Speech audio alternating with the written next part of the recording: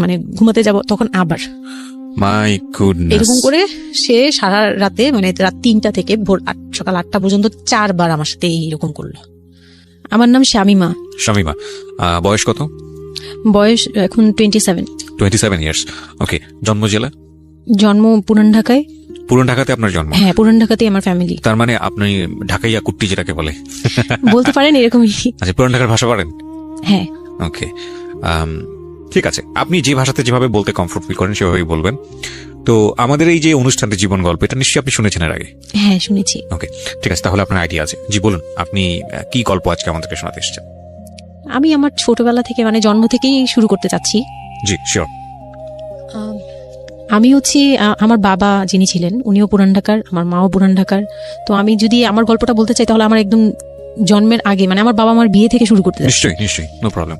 তো আমার বাবা ছিলেন একজন ব্যবসায়ী পুরান ঢাকার। আচ্ছা। আর আমার মানে পাশাপাশি উনি হোমিওপ্যাথিক ডাক্তারও ছিলেন। ওকে। তো খুব ভালো একজন মানুষ ছিলেন।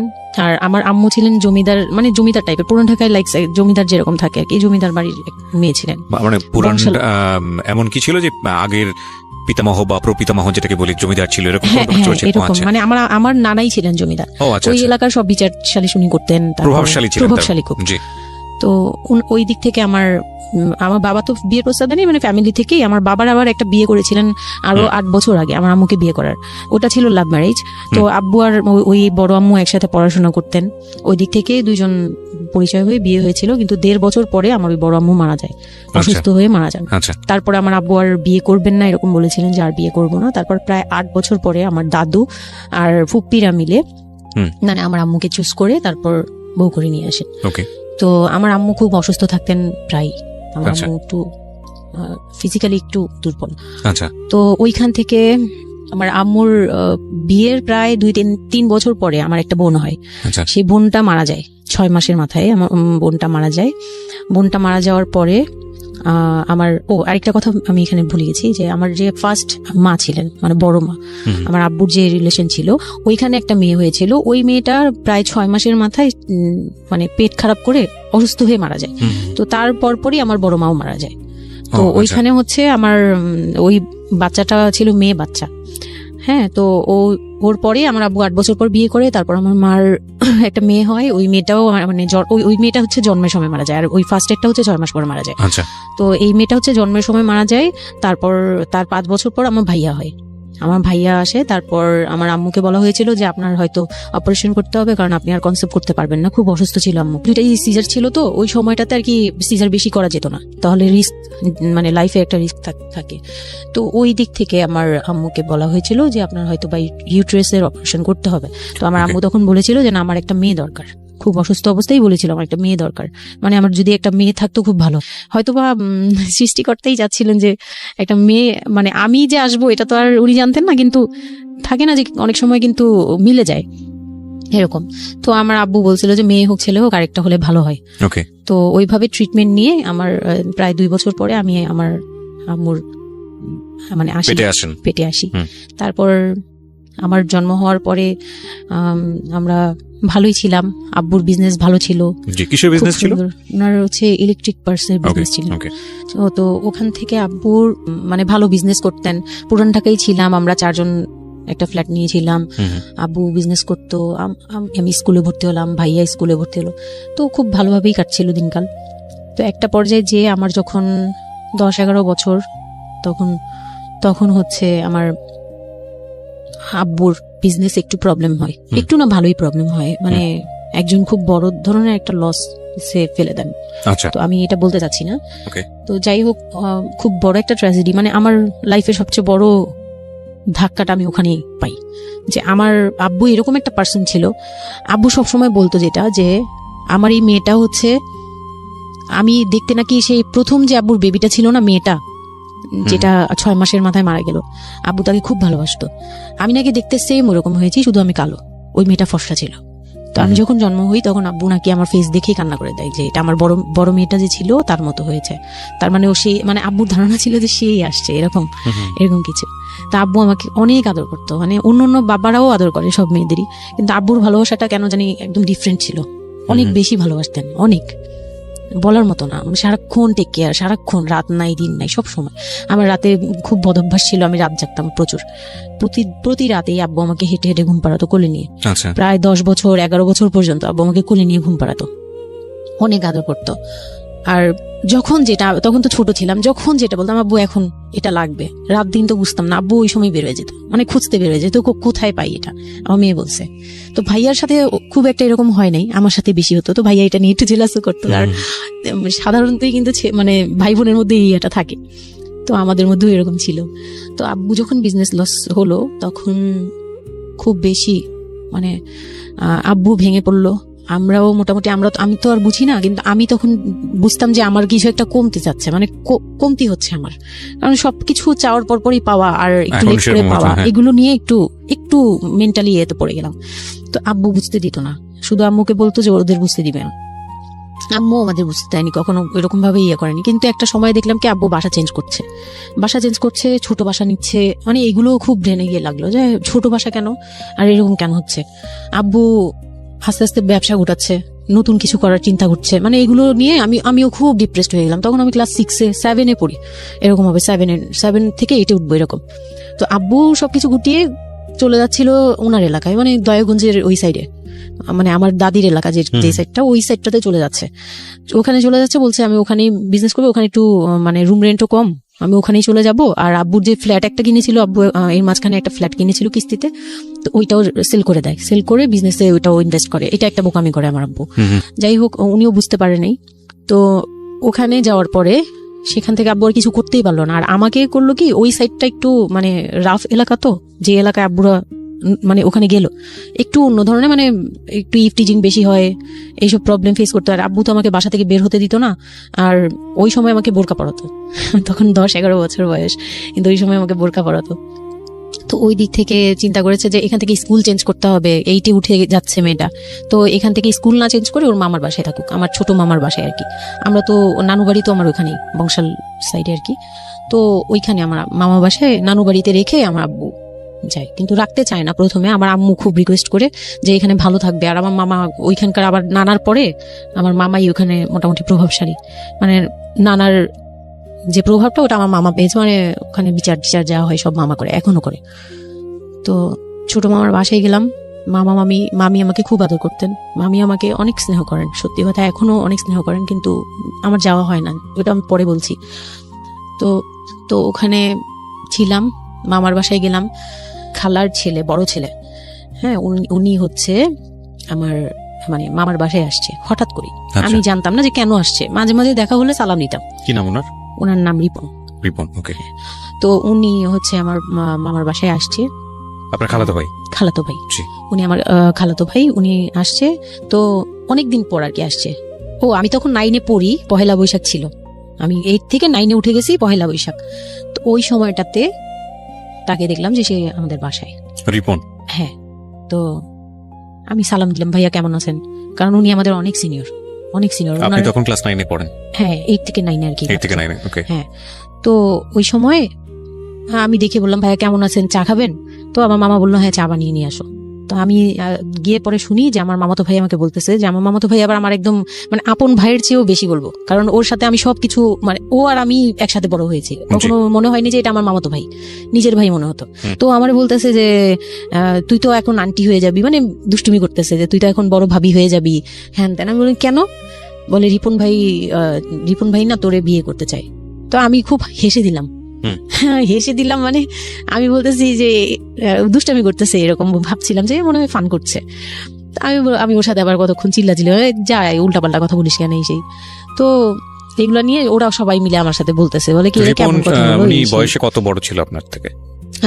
আমার তখন 13, আর উনার তখন ধরেন 37। 24 বছরের বড় না আপনার? না 24 বলতে এখানে, হ্যাঁ 24 বছরই তো বড়, তাই তো? ও মাই গড, ওকে। তো উনি তখন, আমি ভাবতেই পারিনি যে এই লোকটার সাথে আমার বিয়ে দিবে সবাই।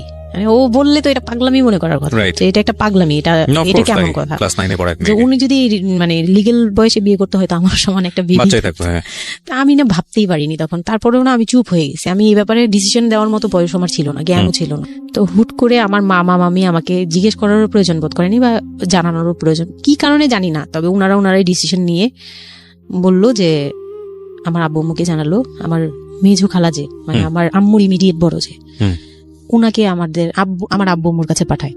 আর আমার আব্বু আম্মু তখন থাকে হচ্ছে তারই আমার এক ফুপির বাসায়, বাসা ভাড়া নিয়ে থাকে আর কি।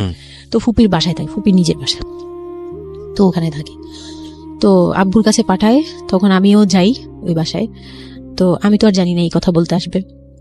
আমি আবার ভাইয়ার সাথে বসে বসে গল্প করতে থাকি, ভাইয়া ছিল, ফুফাতো বোন ছিল, আমরা একসাথে গল্প করতে থাকি। তো হঠাৎ করে শুনি যে একটু মানে আমার খালা খুব জোরে সোরে বলতেছে, মানে চিল্লাচিল্লি করে বলতেছে যে যদি এই বিয়ে না হয় তাহলে আমাদের সাথে তোদের কোনো কন্ট্যাক্ট নেই, আজকে থেকেই বন্ধ। আচ্ছা, হ্যাঁ, এই বিয়ে হতেই হবে। কেন হতে হবে? আমার আব্বু বলছে কেন হতে হবে, আমার মেয়ে তো অনেক ছোট, ও তো এই সংসারের ভার নিতে পারবে না, বলো ওগুলো আমরা দেখবো, ওরে আমরা বাচ্চার মতো পারলো। মানে উনি বলতেছে আমি দায়ভার নিলাম, আমি সবকিছু নিলাম, এইভাবে বলতেছে আমি সবকিছু দেখবো, এগুলা নিয়ে কোনো টেনশনের কিছু নাই, নিজেদের মানুষ, এর চেয়ে ভালো কোনো অফার কোনোদিন পাবা না, মানে এর চেয়ে ভালো কোনো প্রস্তাব আসবে না, এই না সেই না, সেই অনেক কিছু বলতেছে। আব্বু আম্মুকে কনভিন্স করতেছে যে এইটা যদি তোমরা হাতছাড়া করো তাহলে আর কখনো মেয়ের জন্য ভালো কিছু পাবা না, আর আমাদের সাপোর্ট জীবনও পাবা না, তোমাদের একটা সাইড পুরো বন্ধ হয়ে যাবে, মানে আমরা আমাদের সাথে তোমাদের একদম রিলেশন শেষ, তোমাদের মেয়ে এখনই রেখে যাবো, তোমরা কি করবা করো। তো আমার আব্বু ওই দিক থেকে একটু দুর্বল ছিল। পরে আমি এটা শুনে কান্না করে দিছি, মানে সাথে সাথে কান্না করে দিছি। তো আমার ভাইয়াও বুঝছে, আমাকে নিয়ে ছাদে চলে গেছে। আমার ফুফাতো বোন, ভাইয়ার এক খুব ক্লোজ ফ্রেন্ড ছিল, ছোটবেলার বন্ধু, সেও আমাকে খুব আদর করতো বোনের মতো, সেও গেল উপরে, বলতেছে আপু তুই কান্না করিস না, আমরা দেখতেছি কি করা যায়। তো আমার ভাইয়া বলতেছে, বলে কি আমি ওরে নিয়ে কোথাও পালিয়ে যাই, আমার মনে হচ্ছে যে আমি ওকে নিয়ে এখন কোথাও পালিয়ে যাই। যে রিপন ভাই এটা কিভাবে পারে, কিভাবে এটা বলতে পারে যে বিয়ে করবে ওকে। তো আমি খুব কান্নাকাটি করছিলাম। আমার খালা চলে গেল, খালা চলে যাওয়ার পরে আমার ভাইয়া আব্বুকে যে কি বলছে জানি না, আব্বু আবার ছাদে আসছে, আমি কান্না করতেই আসি, মানে তখন কন্টিনিউ কান্না করতেছি। তো আমার আব্বু ছাদে এসে যেটা বললো, যে আমার আব্বু তখন বললো যে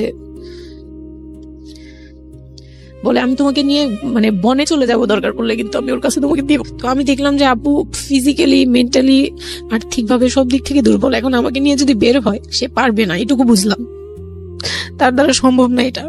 পরে আমাকে বললো যে তুমি যদি রাজি থাকো তাহলে আমার কোনো আপত্তি না, যদি তুমি বলো যে না আব্বু আমি রাজি না, তুমি শুধু একবার বললো, তাহলে আমি তোমাকে নিয়ে বের হয়ে যাবো, আমরা বাবা মেয়ে কই থাকবো কেউ জানার দরকার নেই। আপনার মার কি ভূমিকা ছিল এই সময়? আমার মা তখন বলতেছে যে দিবে, আমার মা ইচ্ছা ছিল যে দিবে, কারণ আমার মা তখন এই জিনিসটা বুঝে না, মানে আমার মা এমনিতেও অনেক সহজ সরল, সত্যি কথা বলতে ওনার দোষ না এটা, সেইটা বুঝতো না যে এই যে ডিস্টেন্সে বিয়ে দিলে এই বিয়েগুলো টিকে না। বা 24 বছর বয়সের ডিফারেন্স, এগুলো নোট করবেন, এবং খুব ইম্পর্টেন্ট, আসলে খুব ইম্পর্টেন্ট, কারণ বয়সের গ্যাপটা না ঠিক আছে, কিছু কিছু মানুষের জীবনে যে ব্যতিক্রম ঘটে না তা কিন্তু না, কিন্তু এই ব্যতিক্রমটা যদি আমরা উদাহরণ হিসেবে নিয়ে সবার উপর চাপিয়ে দেওয়ার চেষ্টা করি তাহলে কিন্তু সেটা সম্ভব নয়। ঠিক আছে, একটু খেয়াল করবেন, 24 বছরের ডিফারেন্স হচ্ছে ও এবং ওর খালাতো ভাই রিপনের মধ্যে। ও যখন 13 বছর তখন ওর খালাতো ভাই হচ্ছে 37।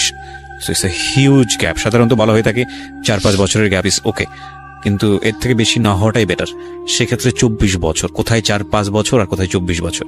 হ্যাঁ, দেন হচ্ছে ওই বিয়েটা, মানে আপনি কি বললেন, এখন তো সিদ্ধান্ত আসলে আপনার জায়গায় ছিল। সিদ্ধান্ত আমার জায়গায় বলতে আমি তখন 13 বছর বয়স, তো মানে আমি তখন প্রেমও করিনি একটাও, মানে একটা এজ থাকে কিন্তু সবকিছুরই, মানে তখন দেখতাম যে আশপাশে মানে যারা কলেজে পড়ে, আমার একটা টার্গেট ছিল যে আমিও একদিন কলেজে পড়বো, আমার অনেক ফ্রেন্ড সার্কেল থাকবে, হয়তো আমার ভালো একটা রিলেশন থাকবে, বা বিয়ে হবে, এরকম সবারই একটা ইয়ে থাকে। কিন্তু ওই বয়সটাতে আমার ওইটুকু যাওয়ারও মানে ওই চিন্তাতে আমি যাইনি তখনও, যে আমি একটা রিলেশন করব আর ওই জায়গায় বিয়ে। তো আমি আমার আব্বুকে মনে প্রাণে বিশ্বাস করতাম, তো আব্বুর উপরে ছেড়ে দিলাম। আব্বুকে আর ভাইয়াকে বললাম, যে দুইজন সামনে ছিল, আমাকে বারবার জিজ্ঞেস করতেছে তুমি যদি ইয়েস বলো ইয়েস, তুমি যদি না বলো তাহলে আমি তোমাকে নিয়ে বেরিয়ে যাবো। আমার ভাইয়াও বলতেছে, বলে আমিও আপনার সাথে যাবো। তো আমি দেখতেছি আব্বু এমনিতেই 1 থেকে 1.5 বছর বা 2 বছর ধরে এরকম সার্ভাইভ করতেছে, মানে নিজে যুদ্ধ করে পারতেছে না, কাজকর্ম সবকিছু বন্ধ হয়ে গেছে, মানে বিজনেস টিজনেস সব গুটিয়ে ফেলছে। তারপর উনি যে এখন নিজে চলবে ওইটাই চলতে পারতেছে না, মানে খুব কষ্ট হচ্ছে আমাকে, আমার মতো, মানে আমাকে যেখানে উনি একটা রাত 24 ঘন্টা একবার হলো আমাকে দেখতে হতো, ওই জায়গায় আমার মামার বাসায় ফেলে রাখছে, প্রতিদিন হেঁটে যেত, দেখে আসতো, একবার হলেও দেখে আসতো, মানে এরকম কষ্টগুলো করছে। ওই দিক থেকে চিন্তা করে দেখলাম যে না, আমার আসলে ওনাকে প্রেশার দেওয়া উচিত না, ওনার উপর ছেড়ে দিই। তখন নাকি এটাই মাথায় কাজ করছে যে আব্বু আপনি যেটা বলবেন সেটাই। পরে তার 1 সপ্তাহের মধ্যে 14 এপ্রিল পহেলা বৈশাখ, আর 23 তারিখে আমার এঙ্গেজমেন্ট হয়। এঙ্গেজমেন্ট হয়ে যায়? হ্যাঁ, ওই উনি একদম খুব তাড়াহুড়া করে যে এঙ্গেজমেন্ট হতে হবে, বিয়ে হতে হবে খুব শীঘ্রই, তো ওইভাবে এঙ্গেজমেন্ট হয়। মানে এঙ্গেজমেন্টের পরেও আমি একদম স্টপ, আমার মাথায় কিছুই, তখন আমি পুরোপুরি ব্ল্যাঙ্ক, মানে আমি যে নিজের থেকে কিছু বলবো কিছু করব আমার ভিতরে ওগুলো আর কাজ করছিল না। স্কুলে যাইতাম, অনেক সময় যাই না, এরকম আর কি, যে যেতে ইচ্ছে করলে যাই, না ইচ্ছে করলে যাই না, এরকম হয়ে গেলাম। এঙ্গেজমেন্টের 3 মাস পরে বিয়ে হওয়ার কথা ছিল, কিন্তু ঘুরতে ঘুরতে 4 থেকে 5 মাস ইয়ে হলো। তো 2004-এ 4 থেকে 5 মাসের মধ্যে সে আমার সাথে অনেকবার দেখা করতে চাইছে, কেউ দেখা করতে দেয়নি, কারণ আমার ফ্যামিলি খুব রেস্ট্রিক্টেড ছিল এইসব ব্যাপারে, কেউ দেখা করতে দেয়নি। আর আমিও ভয় পেতাম, তো আমি খুবই ভয় পেতাম, উনাকে অনেক ভয় পেতাম, সোজা কথা আমি উনাকে খুব ভয় পেতাম। তো এর মাঝখানে এক ভাবি, আমার নানু বাড়িতে ছিলাম, তো মানে মামার বাড়ি, আমার মামার নিজের বিল্ডিং হচ্ছে একটা, আর নানু বাড়ি পুরোনোটা, যেটা পুরোনো বাড়ি, ওখানে তো আমার সব জয়েন্ট ফ্যামিলি, মানে আমার অন্য মামারা এবং মামাতো ভাইয়ের বউরা সবাই একসাথে থাকে। তো আমার এক মামাতো ভাইয়ের বউ তাকে খুব রিকোয়েস্ট করছে যে ভাবি আপনি ওকে একটু ডেকে দেন, কথা বলবো। তো আমার মামাতো ভাইয়ের বউ মনে করছে যে সে তো তাদের তো বিয়ে হচ্ছে, তো সমস্যা কি, ডেকে দিই। তো আমাকে আর বলে নাই। প্রথম একবার আমাকে বলছিল যে দেখা করে দিবে, তখন আমি বলছি না, আমি যাবো না, আমি দেখা করবো না, আমার খুব ভয় লাগতো। তখন আমার বিয়ের মনে হয় 1.5-2 মাস আগের কথা এটা। তো আমার মামাতো ভাইয়ের বউ আমাকে ডাকছে যে কিছু একটা বলে, মানে জামা বানানো বা সামহাও এরকম কিছু একটা, অনেক বছর আগে, তো ভুলেও গেছি যে কি একটা কারণে আমাকে ডাকছে সে। তো আমি গেলাম, একদম মনের অজান্তেই গেলাম। গিয়ে পরে রুমে গেছি, পরে দেখি হইলো মানে রিপন বসে আছে। তো বসে আছে দেখে না আমার একদম খুব একটা আঘাত লাগলো যে এই ভাবি আমাকে এইভাবে নিয়ে আসলো। আর ভাবি তো মজা করে, মানে ওনারও দোষ না, উনি ভাবতেছে যে নতুন বিয়ে হবে, ওদেরকে একসাথে করিয়ে এসে। তো উনি বললো কি আচ্ছা তোরা বস, আমি চা নিয়ে আসি, এরকম বলে উঠে গেল না। আমার আরো ভয় লেগে গেছে। আর তখন আমি গিয়ে দেখতে পারলাম যে ওই লোকটার আচরণ খুবই খারাপ। মানে আমার কাছে তখন মনে হয়েছে যে কেন মনে হলো এটা, কেন মনে হলো, হুট করে ভাবি যখন গেল, সে সাথে সাথে আমার পাশে এসে বসছে এবং আমাকে মানে খুব মানে নোংরা ভাবে টাচ করতেছে।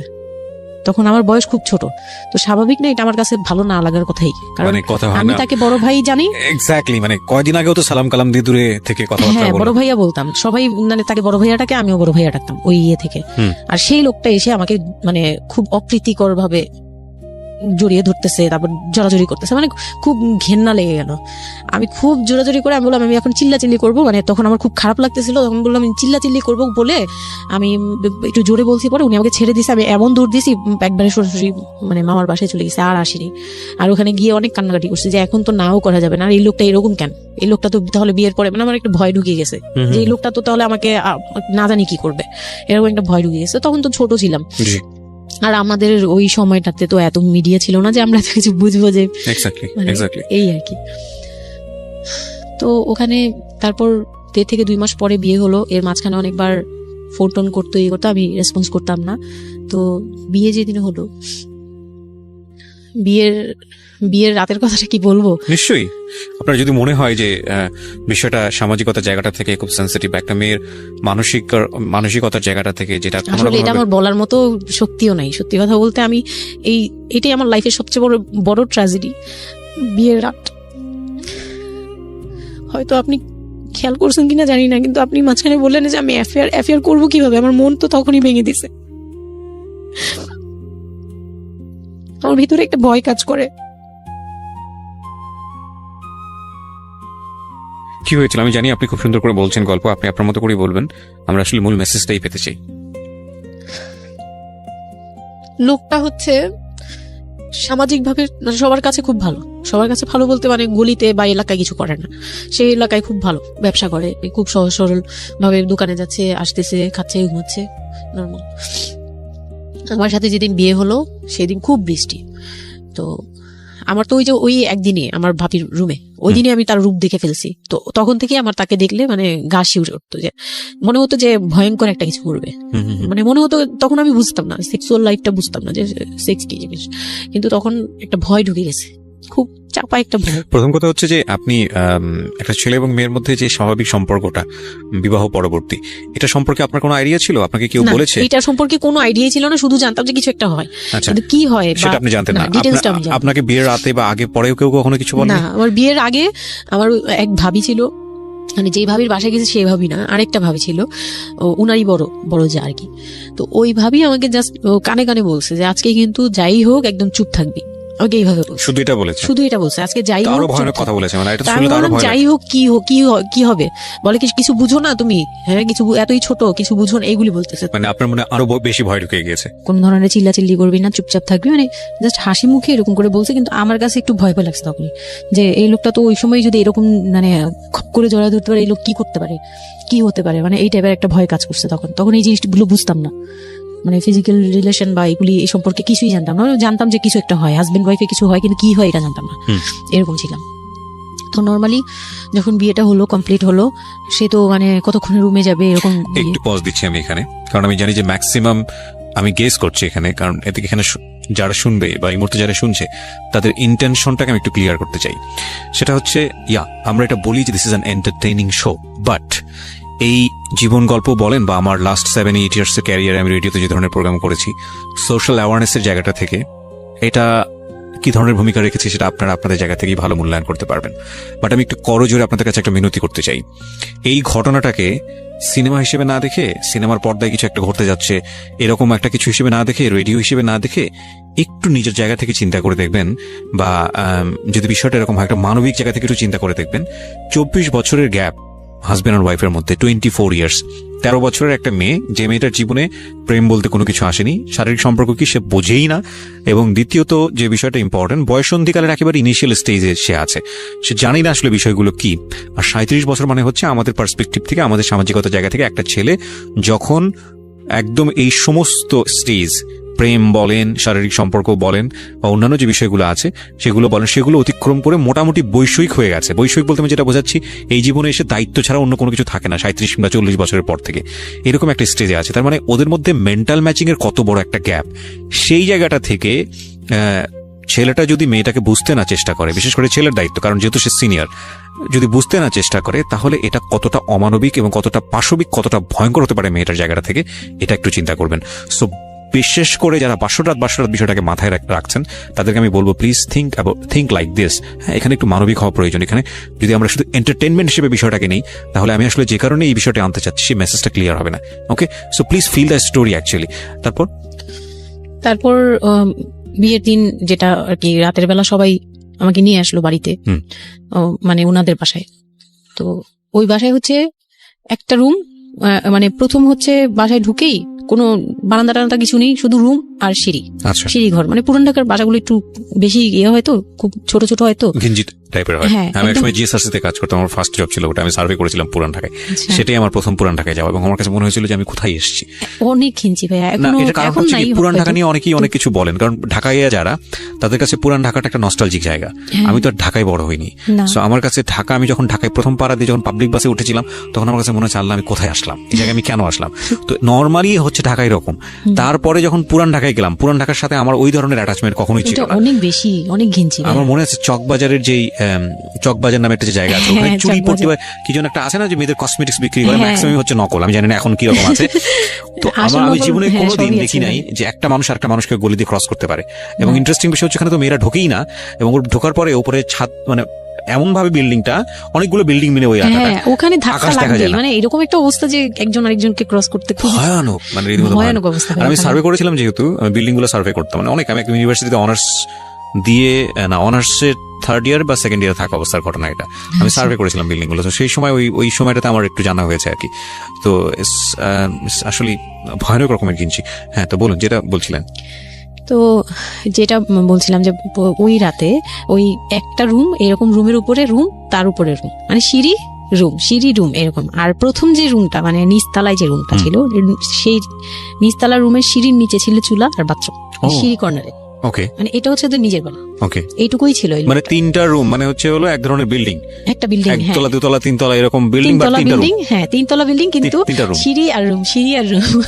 মানে কত অল্প জায়গার মধ্যে এই জিনিসটা ম্যানেজ করেছে। হ্যাঁ, আমি পরে শুনেছি যে এটা আধা কাঠারও নিচে, আধা কাঠারও নিচে, ওইটা 1 শতক বা হাফ শতক জমি যেটাকে বলে। হ্যাঁ হ্যাঁ, শুধু একটা রুম আর সিঁড়ি, এইটুকু। তো ওইটুকুর মধ্যেই মানে বাড়িটা। তো ওই বাড়িতে আমার খালার বাড়ি ছিল, আমি তো প্রায়ই যেতাম, বেড়াতে যেতাম ছোটবেলায়। তো আমাকে নিয়ে গেল, আর 3তলার রুমে সবচেয়ে পরের রুম যেটা, ওটাতে আবার আমার মানে মেজো দেবর সম্পর্কে ছিল, সে আমাদেরও মানে আমার বিয়ের 12 বছর আগে বিয়ে করে ফেলছে। সে লাভ ম্যারেজ করছে, মানে উপযুক্ত বয়সে বিয়ে করছে। আর আমার হাজবেন্ড আবার ছিল যে উনি আবার খুব লেটে বিয়ে করছে, মানে ফ্যামিলির দায়িত্ব পালন করে সবকিছু শেষ করে তারপর বিয়ে। 37 আসলে খুব লেট না, কিন্তু 37 এর জায়গা থেকে 13 বিয়ে করাটা খুব অবিবেচ্য। আমার জন্য তো সে অনেক বড়। যাই হোক, তারপর ওই দেবরের যখন বিয়ের 12 বছর হয়ে গেছে তখন উনি বিয়ে করছে।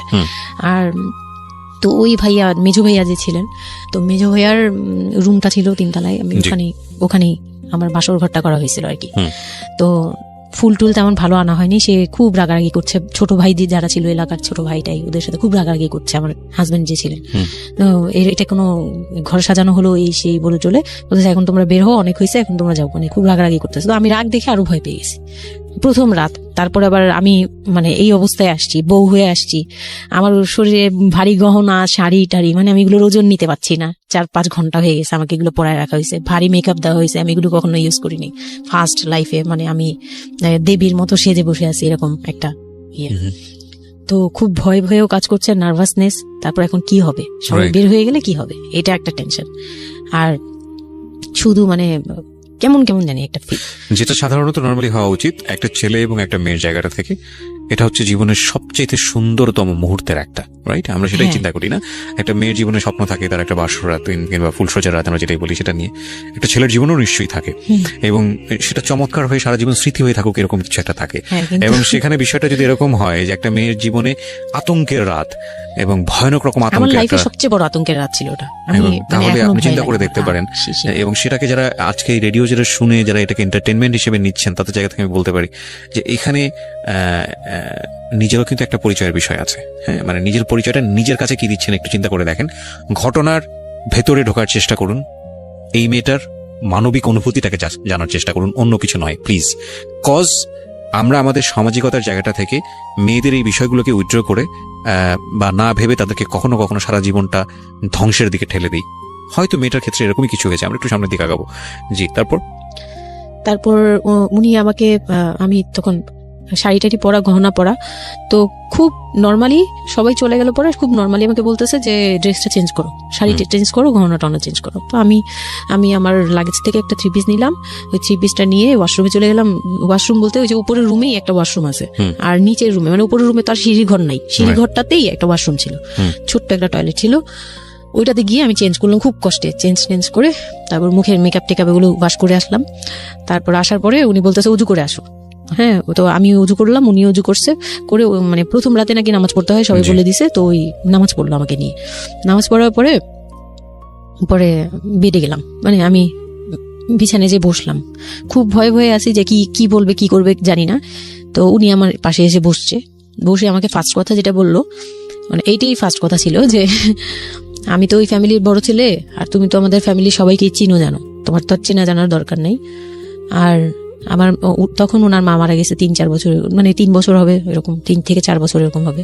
বলে আমার মা মারা যাওয়ার পরে আমি এখন সংসার দেখি, আমার হয়ে আমার মার জায়গাতে এখন তুমি। এটা শোনার পর আমার কাছে মনে হলো আজ তো একটা বাড়ি আমার মাথার উপর পড়লো। এটা আমি যেখানে নিজের মানে এটা একটা বিষয়, ওর কথাটা কিন্তু খুব সুন্দর বলেছে। মানে ওর 37 ইয়ার্স এর জায়গাটা থেকে এটা খুব সুন্দর একটা কথা, কিন্তু কথা হচ্ছে 13 বছরের একটা মেয়ে কেন এটা বুঝতে যাবে? ওকে তো এটাই বুঝেছে যে এই 3 তলা একটা বাড়ি, 3 রুমের একটা বাড়ি ওর মাথার উপরে দিয়ে দেওয়া হলো। দেখুন, এই জিনিসটাই আমি আপনাদেরকে বোঝানোর চেষ্টা করছি যে আসলে সবকিছুর একটা বয়স থাকে। হ্যাঁ, এবং ছেলেটার জায়গা থেকে কিন্তু খুব সুন্দর নামাজ পড়েছে, বসছে, এখন পর্যন্ত আমাদের কাছে ভালোই লাগছে শুনতে। কিন্তু এটা আসলেই কেউ বুঝতে চাইবে? 13 বছরের মেয়েটাকে এই জিনিসটা বুঝতে চাইবে? এইটা বোঝাটা জরুরি ছিল। হ্যাঁ, তারপর উনি যেটা বলছে যে আমার ভাই বোন আছে, সবাই আমার ছোট, কিন্তু আমার তো প্রায় 10-12 বছরের বড়। ওনার যে 10-12 বছরের ছোট, সে আমার 12-13 বছরের বড়। মানে তাকে আমি ছোটবেলা থেকে এইভাবে দেখে অভ্যস্ত। তো এইগুলো চিন্তা ভাবনা মানে ওই সময় তো আর এত কিছু কিন্তু উনার ছোট ভাই বোন এগুলা মানে উনার কাছে তো এগুলো বাচ্চা এখনো, আর আমার কাছে তারা অনেক বড়। আমি তাদেরকে কি টেক কেয়ার করবো, তারা আমাকে করবে, মানে আমার এরকম একটা বিষয়টা তাই। হ্যাঁ, তো আমি চুপ হয়ে শুধু শুনছিলাম, ও আচ্ছা, মানে আমি কিছু বলার মতো ভাষাও পাচ্ছি না, বা আমি কি বলবো, আমার এখানে ডায়লগই কি ছিল, মানে আমি এরকম মনে হচ্ছে যে কেউ আমাকে একটা স্ক্রিপ্ট ধরাই দিত, আমি একটু দেখে বলতাম, আমাকে কেউ কিছু বলেও না, এই লোক কি বলতেছে। তো যাই হোক, এই কথাটার পরে মানে যখন উনি এটা বলার পরে বলতেছে যে তুমি, আমাদের একটা মানে রুলস আছে, বিয়ের পরে নাকি বাসর ঘরে নাকি কিছু দেয়, হাজবেন্ড ওয়াইফকে কিছু দেয়, তারপর নাকি টাচ করে, এরকম কিছু একটা। তো আমাকে বলতেছে যে তোমার কি আমার উপর কোনো দাবি আছে, মানে এইগুলো আমি জানতাম না, এগুলো আমি অনেক পরে গিয়ে শুনছি, এগুলো অনেক পরে গিয়ে জানছি যে এই সময় নাকি কিছু চাইতে হয়, মানে এই সময় যা চাইবে তাই দিতে হবে, এরকম কিছু একটা। তো এটাও আমাকে কেউ বলে দেয়নি। আমি এই সময় একটা লসে পড়ে গেলাম না, এরকম মনে হচ্ছে এখন আর কি। তখন আমাকে এটা কেউ বলে নাই। বাই দ্য ওয়ে, আমরা যার গল্প আজকে এখানে শুনছি উনি হচ্ছেন শামীমা। ওনাকে যদি আপনারা দেখতে চান, আমাদের যিনি আজকে গেস্ট, আমরা একটা ছবি দিয়ে দিয়েছি। তো আমি বললাম যে না, আমি জানতাম না দাবি জিনিসটা কি। তো না বলার পরেই সে তো মানে আমার কাছে খুবই মানে এই কথাগুলো বলতে আমি বলতে পারবো না। ঠিক আছে, বলা দরকার নেই, আমরা সিচুয়েশনটা বুঝতে পারছি যে ওইটা আমার ফার্স্ট নাইট ছিল, আর আমি ওগুলা মানে ওই ফিজিক্যাল ব্যাপারগুলো আমি বুঝতাম না, ওই সময়টাতে বোঝার কথাও না, বুঝতামও না, একদমই বুঝতাম না যে এই হয়। তো যখন উনি শুরু করলো, শুরু থেকে শেষ পর্যন্ত মানে খুব অল্প সময়ের মধ্যে খুব অমানবিকভাবে মানে এটা এখন বর্তমানে যদি আমি কল্পনা করতে যাই, তাহলে এটা একমাত্র পারে রেপিস্টরাই পারবে, এটা রেপ ছাড়া কিছু ছিল না। এখন বুঝি, ওই সময় বুঝতাম না। আর ওই সময় আমি এগুলো বুঝতাম না দেখে, আর আমাকে একটা কথা বলা হয়েছিল, আমার মাথায় একটা জিনিস কাজ করছিল, যে ভাবি বলছে যে এইখানে যা হবে এগুলো সবই ঠিক, হ্যাঁ এখানে যাই হোক, মানে ভেঙে বলেনি, বলছে তোর সাথে আজকে যা হবে এটি ঠিক, আর এটা মেনে নিতে হবে, আর এটা যদি না মেনে নিস তাহলে মানে এই ধরনের একটা বলছে যে এটা আজকের রাতের কোনো চিল্লাচিল্লি করা যাবে না। তো আমিও চুপ করে, আমার কাছে মনে হচ্ছিল কেউ আমাকে ছুরি দিয়ে আঘাত করতেছে, মানে মনে হচ্ছিল যে কেউ আমাকে ছুরি দিয়ে আঘাত করতেছে, আর আমি ব্লাড দিয়ে পুরো মানে আমার শরীরে সব ব্লাড বের হয়ে যাচ্ছে, আমার এরকম মনে হচ্ছে যে আমার শরীর থেকে সব ব্লাড বের হয়ে যাচ্ছে, আমি মানে গরু কাটলে যেরকম করে না, আমি ওরকম কাঁপতেছি, কিন্তু সে তার কাজ করলো। আমি খুব অবাক হয়েছি যে আমি উঠে বসতে পারতেছিলাম না, সে আমাকে টান দিয়ে উঠে বসায় বলতেছে ওয়াশরুমে যাও। আমি ওয়াশরুমে কিভাবে গেছি আমি জানি না, আমি খুব ধরে খুব মানে খুব কষ্টে কাঁপতে ওয়াশরুমে গেলাম, ফ্রেশ হয়ে আসলাম। আসার পর আমি খুব কষ্টে, যে আমি যখন বিছানায় মানে ঘুমাতে যাব, তখন আবার মাই গুডনেস এরকম করে সে সারা রাতে মানে রাত 3টা থেকে ভোর সকাল 8টা পর্যন্ত 4 বার আমার সাথে এরকম করলো। আমি আর সকালে উঠতে পারি না, মানে আমি উঠে বসতে পারি না। তারপর 2-3 দিন কি হয়েছে আমার মাথায় নেই, মানে আমি এখন আর এটা বলতে পারবো না, কারণ আমি পুরো সেন্সলেস ছিলাম, আর উনারে দেখলেই আমার ভয় লাগতো। সে যতবার আসতেছে সামনে, 2-3 দিন আপনি সেন্সলেস অবস্থায় ছিলেন? আমি জানি, মানে আমি সেন্স ছিল, কিন্তু আমি এখন গল্পটা বলতে পারবো না যে এই 2-3 দিনে কি হয়েছে। আচ্ছা, এই 2-3 দিন আমার বৌভাত হয়েছে, আমাকে পার্লারে নিয়ে যাওয়া হয়েছে, কিন্তু আমি নিস্তব্ধ। আর তখন আমার মানে শারীরিক কন্ডিশন খুব খারাপ, কিন্তু সবাই বুঝতেছিল, কিন্তু কেউ বুঝতে দিচ্ছিল না আমাকে। মানে এভরিবডি অ্যাভয়েড দিস, মানে সবাই জিনিসটাকে অ্যাভয়েড করছে, তারা পার্টিটাকে এনজয় করছে। এটা শুধু আপনার ফ্যামিলির সমস্যা না, এটা আমাদের পুরো সমাজেরই সমস্যা, এটা সমাজটাই অ্যাভয়েড করে। এবং আমার মনে আছে, I face huge difficulty for the first time যখন আমি রেডিওতে এই ধরনের একটা, আমি নট আজকেই না প্রথম, আমি এটা আগে বিষয়গুলো খুব চ্যালেঞ্জ জায়গা থেকে আমি প্রচার করার চেষ্টা করেছিলাম। অ্যান্ড আই ফেস, এগুলো হয়তো আমার লিসনাররা কখনোই জানে না, আই ফেস হিউজ ডিফিকাল্টিস। যখন আমার প্রথম বইটা পাবলিশড হয়, সেটা নিয়েও আমার একটা বড় ধরনের ডিফিকাল্টি ফেস করতে হয়েছে। একটা অদ্ভুত বিষয় হচ্ছে, আমাদের সমাজে এই বিষয়গুলোকে আমরা অ্যাভয়েড করি, আমরা ঢেকে রাখতে চাই, আমরা মনে করি এটা একটা ট্যাবু, এটা সমাজে 8-10 জন মানুষের সামনে নিয়ে আলোচনা করা যায় না। একটু চিন্তা করে দেখবেন, আলোচনা করা যায় না এটা কোন অর্থে? যদি বিষয়টা নিয়ে সুড়সুড়ি দেওয়া হয়, যদি বিষয়টা নিয়ে এমনভাবে বলা হয় যে এটা এমনভাবে প্রেজেন্ট করা হচ্ছে যেটা একটা রগা বিষয়, এবং সেটা শুনে আরো কারোর মধ্যে এই ধরনের পাশবিক, বা সে আসলে এন্টারটেইনমেন্টের জায়গা থেকে নিয়ে এটাকে মজা হিসেবে নিল, বিষয়টা তখনই একটা প্রশ্ন আসে। কিন্তু যদি বিষয়টা লেসনের জায়গা থেকে আসে, একটা সামাজিক শিক্ষার জায়গা থেকে আসে, যে একটা পুরুষ, সে 37 বছর বয়স, সেটা আমিও হতে পারি, আপনিও হতে পারি, বা যে ছেলেটা ওনার জীবনে এসছে সে তো হয়েছেই, যে তারা যেন কখনো এরকম অমানবিক না হয়। এবং নট অনলি দিস, একটা মেয়ে যখন 13 বছরে থাকে, তাকে পরিবারের এত বড় সাপোর্টের জায়গা থেকে বাবা এত ভালোবাসতো, তার জায়গাটা থেকেও কোন একটা সাময়িক সমস্যা সমাধান করবার জন্য বা যাই হোক না কেন শেষ পর্যন্ত যে রাজি হয়েছে, এরকম এক ধরনের এটা তো জবাই করা আমি বলবো, যে একটা মেয়েকে শুধু শারীরিকভাবে হয়তো সে যেই প্রবলেমটা ফেস করেছে ওই রাতে সেটা হয়তো সে ধীরে ধীরে রিকভার করবে, কিন্তু সারা জীবনের জন্য সে যে মেন্টালি ওই জিনিসটাকে ভয়ানক রকম ভাবে একটা বাজে জায়গায় বাজেভাবে চিন্তা করা শুরু করলো মানুষের জৈবিক চাহিদার জায়গাটাতে, এটা তো একটা মানুষের থিঙ্কিংটাকে জবাই করে দেয়া, তাই না? এবং এইটা কত ভয়ানক রকমের অপরাধ, কত ভয়ানক রকমের ভুল। এবং আমাদের এই জায়গাটাতে আমাদের অনেক বেশি পরিমাণে বড় যারা আছি, সিনিয়র যারা আছি, তাদের বোঝা উচিত। প্রথম কথা হচ্ছে লিগেলি যদি আমি বলি তাহলে বিয়েটা বৈধ ছিল না, কারণ সরকার কিন্তু আমরা যতদূর জানি যে 18 নিচে বিয়ে দেওয়াকে পারমিট করে না। দ্বিতীয় কথা হচ্ছে যে মানসিকভাবে সে পরিপক্ক ছিল না। তৃতীয় কথা হচ্ছে যে যদিও বা বিয়েটা হলো তাহলে তাকে যে একটি প্রপার এডুকেশন দেয়া, যে এই বিষয়টা হচ্ছে এরকম, প্রপারভাবে বড় করা, প্রপারভাবে নার্সার করা, সেটার মারাত্মক রকমের অভাব ছিল। ঘটনা এখানে শেষ হয়ে যায় নাই, ঘটনা কিন্তু এখানে শুরু হলো। কারণ বাংলাদেশের অনেক মেয়ের জীবনে এরকম দুর্ধর্ষ রাত আসে এবং এই রাতগুলো সারাটা জীবনের জন্য তাকে বেদনার স্মৃতি, তাকে সারাটা জীবনের জন্য একটা ভয়ঙ্কর রকমের মোমেন্টের মধ্যে দিয়ে নিয়ে যায়। আমরা এগুলো নিয়ে কথা বলতে পছন্দ করি না, আমরা এগুলো নিয়ে কথা বলি না, আমরা এগুলোকে নিয়ে কথা বলাটা একটা সামাজিক জায়গা থেকে ট্যাবু মনে করি। এই ট্যাবুর ধাক্কায় কত কত মেয়ের জীবন, কত কত মানুষের জীবন, কত কত সংসার জীবন নরকে পরিণত হয়েছে সে খবর অনেকেই আমরা রাখি না, রাখার প্রয়োজন মনে করি না। But this is a very important issue, that's why I am discussing on this. Okay, বলুন আপনি। তারপর যেটা হচ্ছিল যে মানে ওই রাতের পর থেকে মানে ওই লোকটাকে আমার শুধুই দায়িত্ব মনে হয়েছে। মানে আমার কাছে মনে হতো যে এটা আমার দায়িত্ব, যে উনার বাসায় আমার থাকতে হবে, আর উনার সাথে থাকলে আমার এরকম করতে হবে। You feel like this, right?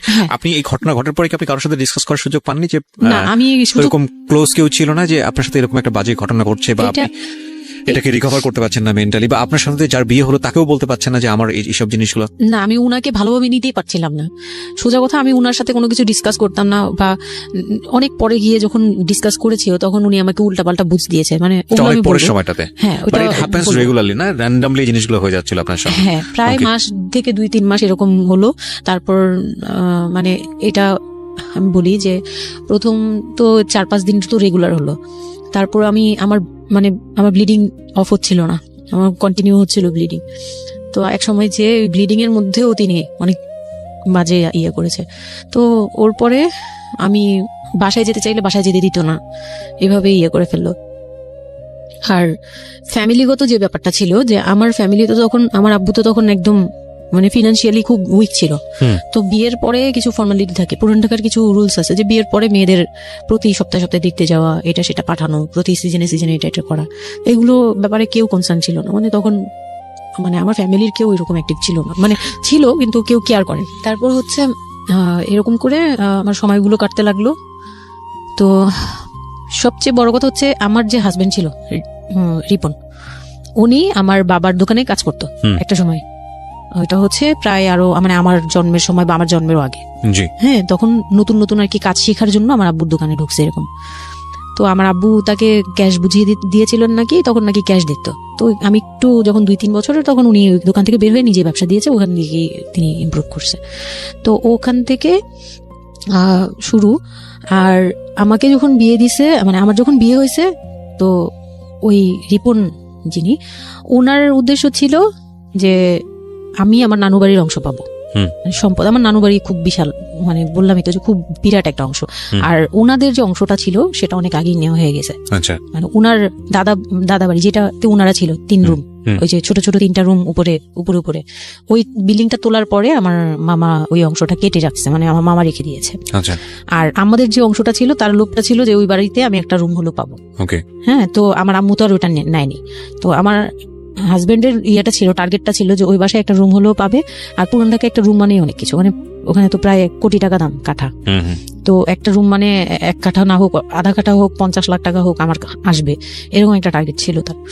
তো আর বিয়ের সময় তো অনেক কিছু নিয়ে, মানে গহনা টহনা নিয়ে, ফার্নিচার নিয়ে নানান কথা তো শুনতে হয়েছে, ওগুলাও ফেস করছি। মানে খুব পেইনফুল ছিল ওগুলা, কারণ আমি তখন এত কিছু বুঝি না। আমি তখন মাত্র মানে জামা কাপড় বানাই, ঘুরি ফিরি, খাই দেই, ব্যাস ওই পর্যন্তই। আমি কারো জিনিস নিয়েও মাথা ঘামাই না। ওখানে আমার উপরে প্রেশার আসছে যে আমার ফার্নিচার এমন কেন, আমার গহনা এমন কেন, তুমি বাসায় বলো না কেন, তোমার খাট এখনো আসতেছে না কেন। আমার বিয়ের পর খুব বৃষ্টি ছিল তখন, মানে আমার ফার্নিচার, আমার চাচা ছিল ফার্নিচারের, ওনার বিজনেস।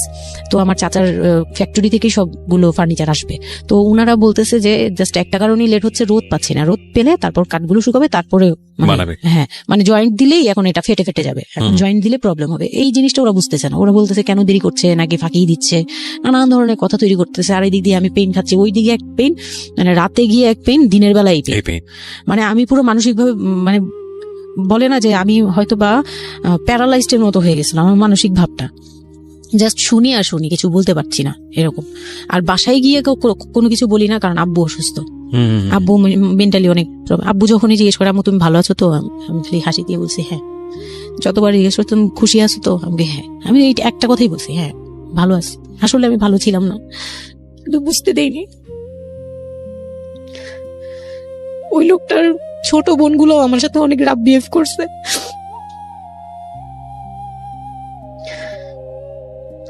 তো অনেক রুডলি আচরণ করেছে। আর উনার যে ছোট ভাইটা ছিল, মানে আমার যে মেজো ভাই যেটা আর কি, ওনার আগে যেটা বিয়ে করেছে, তো ওনার ওয়াইফ ছিল আমার অনেক বছরের বড়, কারণ তাদের বিয়ে হয়েছিল 12 বছর আগে। আমার বিয়ের 12 বছর আগে তার বিয়ে হয়েছিল। আমি যখন বাড়িতে বেড়াতে আসতাম তখন মানে ভাবি রাতে খাওয়া দাওয়া এরকম, আমি ভাবি বলেই ডাকতাম, কিন্তু সম্পর্কে আমি বড় যা। কিন্তু উনার প্রায় উনাকে আমাকে একসাথে কোথাও দেখলে কেউ বলতো যে তোমার মেয়েটা, মানে এইভাবে বলতো। তো ওই দিক থেকে উনার একটু, এটা জেলাসি বলবো না, এটা হয় আসলে, এটা নর্মাল একটা ব্যাপার। কারণ একটা উনি অনেক এজ হয়ে গেছিল, উনি নিজের জায়গা থেকে নিজেকে একটু দুর্বল মনে করতো। আমাকে এমনিতে সাপোর্টও দিত, আবার অনেক সময় দেখে কিন্তু পেইনও দিত, অনেক পেইন দিত। কিন্তু আমি ওই সময়টাতেই কেন জানি আমি ছোট থেকে এই জিনিসগুলো বুঝতে চেষ্টা করি যে কেউ আমাকে কেন জেলাসি করছে, কারণ তার মধ্যে কোনো দুর্বলতা আছে, আমার ওইটার জন্য মায়া হয়। আমার কখনো এইটা মনে হয় না যে সে কেন জেলাসি করবে, আমি তার সাথে এখন কোচাকুচি করবো, মানে এই টাইপের মেন্টালিটি আসে না আমার। কেন জানি মনে হয় এই জায়গাটা যদি শুধরানো যেত, তাকে যদি একটু বোঝানো যেত আমি তাকে খুব ভালোবাসি বা আমি তাকে কিছু হেল্প করতে চাই, এরকম মনে হতো। তো ওই দিক থেকে আমি কিচ্ছু বলতাম না, কিন্তু সে আমাকে খুব পেইন দিত, কথাবার্তা এটা সেটা। উনি অনেক সিনিয়র পার্সন ছিল, তো কোন গেস্ট আসলে আমাকে কিভাবে ছোট করবে, কিভাবে আমাকে অপমান করা যায়, কিভাবে কি দিয়ে, এগুলো নিয়ে সবসময় ইয়ে করতো। ওই দিকগুলো খুব পেইনফুল ছিল। তো ওগুলো যখন শেষ করলাম, মানে আবার যাকে বলতাম মাঝে মাঝে দুই একটা কথা, এগুলো নিয়ে সে আবার মানে মানে এখানে সেখানে বলে আরো ব্যাপারটাকে বড় বানাতো। তো আমি তখন বুঝতাম না, এখন বুঝি। তো এর মাঝখানে হলো কি, আমি প্রেগনেন্ট হলাম। না, বিয়ের 1.5 মাস পরে আমি হচ্ছে কক্সবাজার যাবো। আচ্ছা, আমার হাজবেন্ড বলতেছে যে ঈদ চলে আসছে, তুমি ঈদের মধ্যে কিছু না নিয়ে আসো, ঈদের পরে আমরা কক্সবাজার যাই, এখানে কোনো খরচ টরচ যাতে আমাদের না হয়, হ্যাঁ এই জন্য আমরা কিছু কিনবো না। আমি বলছি আচ্ছা ঠিক আছে। তো তখন হচ্ছে বসুন্ধরা সিটি মার্কেটটা হচ্ছে নতুন হয়েছে। তো উনি বলতেছে আমরা বসুন্ধরা সিটিতে যাব শপিং এ, কিন্তু উনি যেটা বলতেছে যে আমার মানে বসুন্ধরা সিটিতে যাবে, কিন্তু আমাকে যে কিছু কিনে দিবে না এটা আমি জানতাম না। তো ওনার সাথে আমি গেলাম, প্রায় 20 থেকে 25 হাজার টাকা শপিং করলো। ওগুলা হচ্ছে সব ওনার বোন জামাই, বোনের বাচ্চা কাচ্চা, মানে ফ্যামিলির জন্য আর কি, ভাই বোন। আমিও পছন্দ করে করে কিনলাম সবার জন্যই যা যা লাগে। কেনাকাটার পরে আমি তো তখন ছোট মানুষ, তখন তো আমার 13-14 বছর বয়স। তো আমি কখনো এমন হয়নি যে আমি ঈদে জামা কাপড় নিইনি বা জামা কাপড় নতুন জামা কিনিনি, এরকম কখনোই হয়নি। তো ওইটা আমার বিয়ের ফার্স্ট ঈদ। তো আমার একটা শখ ছিল কি যে অন্তত একটা কটন ড্রেস হলেও আমি পাবো, এরকম একটা ইয়া ছিল আমার ভিতরে, যে না আমাকে কি আর না দিবে নাকি, বলছে দিবে না, হয়তো বা ভালো কিছু দিবে না, হয়তো নর্মাল কিছু হলেও আমাকে দিবে, ঈদে তো আর পুরনো জামা পরে থাকবো না। আমার এরকম ধারণা ছিল। ও পুরো শপিংটা শেষ করলো সারাদিনে, আমি রোজা রেখে পুরো শপিংটা করলাম খুব চয়েস করে করে। লাস্ট মোমেন্টে যে সে আমাকে নিয়ে চলে আসতেছে, যখন সে আমাকে নিয়ে রওনা দিল, মানে আমার মনটা খারাপ হয়ে গেল। আমি কিচ্ছু বলিনি, প্রথম ঈদ এটা, তো আমি কিচ্ছু বলিনি। সাচ এ ইডিয়ট, মানে নাথিং টু সে, মানে স্পিচলেস টোটালি। হ্যাঁ, পরে উনি কিছু কিনে দিল না আমাকে, তখন আমি না মনটা খারাপ হলো আমার, কারণ স্বাভাবিক এটা, আমার এখনকার বয়স হলে হয়তো হাইড করতে পারতাম, আমি এখনো পারি না। সত্যি কথা বলতে আমি কখনোই নিজেকে হাইড করতে পারিনি, এখন তো তখন তো আরো পারতাম না। তো উনি আমাকে করলো কি, যে আসার সময় বলতেছে যে একবারে নিচে, তখন বলতেছে তোমার কি মন খারাপ? আমি বলছি যে না, আমি তো কিছু নেই নাই, ঈদের দিন কি পরবো? তো বলতেছে তোমার তো অনেক ড্রেস নিয়ে আসছো, ওগুলা থেকেই পরো, ওগুলাই তো এখনো পুরোনো হয়নি, এখন দরকার কি আছে কেনার? বলে তারপরে চুড়ি দেখলো, চুড়ি দেখে আমাকে 2 মুঠ চুড়ি কিনে দিল 200 টাকা। এই ছিল আমার ঈদের মানে ফার্স্ট অ্যান্ড লাস্ট, এইটাই ছিল আমার শপিং, আর কোনো কিচ্ছু কিনে দেয়নি সে আমাকে। তো বাসায় আসলাম, বাসায় আসার পরে তার ভাই বোনরা বলতেছে যে সবার জন্য কিনছেন, ওর জন্য কিছু নেন নাই। সে আমাকে মানে তার ফ্যামিলি থেকে আমাকে সেভ করবে কি, সে আমাকে বরঞ্চ বলতেছে যে ওরে কি কিনে দিব, ওর বাসা থেকে আমারে কি দিছে যে আমি ওকে কিনে দিব। তখন আমি বুঝলাম যে ও আচ্ছা সে কিনে দেয়নি। হ্যাঁ, তো আমি আর বাসায় কিন্তু কিছু বলিনি বা বাসায় যাইও নাই। এর মধ্যে বাসা থেকে আসলে সামর্থ্য কি ছিল আপনার ফ্যামিলিকে মানে কিনে দেওয়া হয়েছিল কি ঈদের প্রথম জামাইকে কিছু কিনে দেওয়া বা এরকম কোনো কিছু? হ্যাঁ, এটা করেছিল চান রাতে একবারে লাস্টের দিকে শপিংটা হয়েছে তার আগে। তো সে এটা বলে ফেললো প্রায় 20 রোজার পরে এই ঘটনা আর কি। তো একবারে চাঁদ রাতের দিন আমার ভাই আর কি একটা পাঞ্জাবি গিফট করলো তাকে, আর সে আমাকে আর কিছুই দিল না। হ্যাঁ, সে ভাবতেছে যে আমি বুঝি বাসায় জানানোর পরে তখন এটা হ্যাঁ, তখন গিয়ে আরো খেপে গেল যে আমি নাকি বাসায় জানাইছি, তাকে ছোট করলাম এই জন্য। কিন্তু আসলে মানে সত্যি কথা বলতে যে আমি কিছুই বলি নাই, আমার মুখ দিয়ে তখন কথাই আসতো না। আমি ম্যানেজ কি করব, আমার তো কিছুই মাথায় থাকতো না তখন আমি তো পুরো মেন্টালি একটা ইয়েতে ছিলাম। তো আমার এমনও মনে হয়েছিল তখন, মানে মাসখানিক যে সে আমাকে ওই ফিজিক্যাল টর্চার গুলো করতো, তখন আমার এমনও মনে হয়েছিল যে আমি এক কাজ করি, বের হয়ে কোথাও চলে যাই, মানে অজানার উদ্দেশ্যে কোথাও চলে যাই। যদি আব্বুর এই অবস্থা না থাকতো হয়তো আমি করতাম এটা। সত্যি কথা বলতে একমাত্র আব্বুর কথাটা যখন মনে আসছে, চোখে ভাসছে যে আমার আব্বু তো মরে যাবে, তখন গিয়ে আর এটা করতে পারিনি, নয়তো ঠিকই আমি বের হয়ে যেতাম।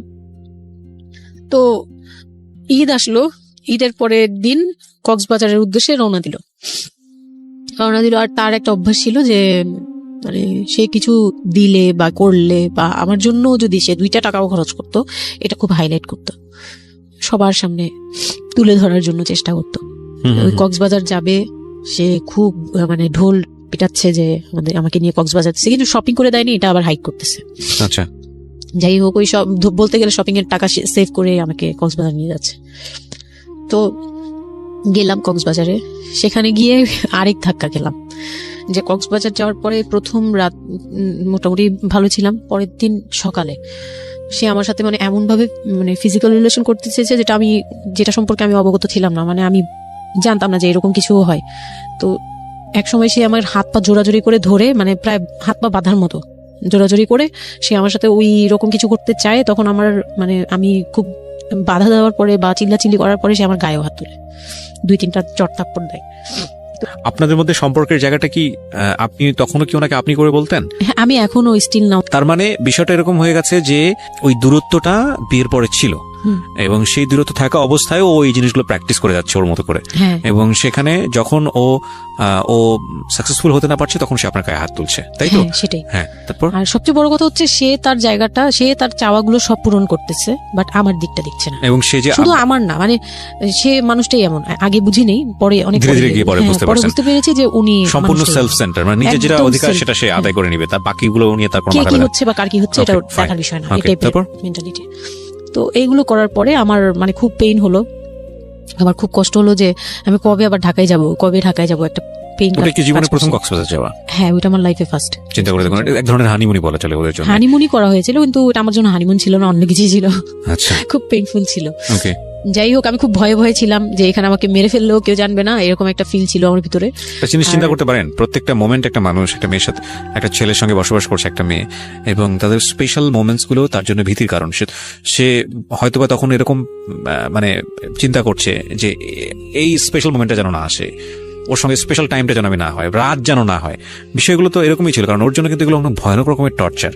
হ্যাঁ, তারপর আর আমার সাথে যারা ছিল, মানে ফ্যামিলি তো 2টা গিয়েছে আমরা, মানে আমার হাজবেন্ড আমাকে নিয়ে গেছে, আর হচ্ছে আমার চাচাতো বোনের রিসেন্ট বিয়ে হয়েছিল, চাচাতো বোনের হাজবেন্ড আর চাচাতো বোন, ওরা 2জন গিয়েছে। কিন্তু ওরা ওদের মতো ছিল, আমরা আমাদের মতো ছিলাম, এরকম আর কি। তো ওইভাবে আর আমাদের সাথে ইয়ে করা হয়নি যে একদম সব বিষয়ে ডিটেলস বলার। আমার চাচাতো বোন আমার অনেক বড় ছিল, যার কারণে আমি আপুকে বলতাম না, লজ্জা পেতাম। তো ওই দিক থেকে 3 দিন পরে 4 দিনের দিন আমি খুব জেদাজেদি করে, মানে কান্নাকাটি করে চলে আসবো করতেছি, কিন্তু আমাকে কেউ আর জিজ্ঞেস করতেছে না যে কেন। মানে আমার বোন জামাই ওই বিষয়টা খেয়াল করেনি, আমার বোনও খেয়াল করেনি যে আমি কেন বারবার চলে আসতে যাচ্ছি। হ্যাঁ, এত সুন্দর একটা ওয়েদার, ওরা তো খুব এনজয় করছিল হয়তো বা, মানে আমি তাদের এনজয়মেন্টে বাধা দিলাম, এরকম আর কি। তো খুব কান্নাকাটি করে ওই রাতেই আমি চলে আসবো। আমি বলছি তোমরা সবাই থাকো, আমি চলে যাই, মানে এইভাবে কান্নাকাটি করছে। আমি থাকবোই না, আমি আর একটা রাত এখানে থাকবো না। আমার কাছে মনে হচ্ছে তাও এলাকার ভিতরে তো থাকবো, যাই হোক, কিন্তু এখন তো আমি বাইরে আছি, অনেক দূরে। আমার কাছে এরকম মনে হচ্ছিল যে আমি যদি মরে যাই, আমি যদি যে কোনো সময় মারা যাবো, এরকম মনে হচ্ছিল।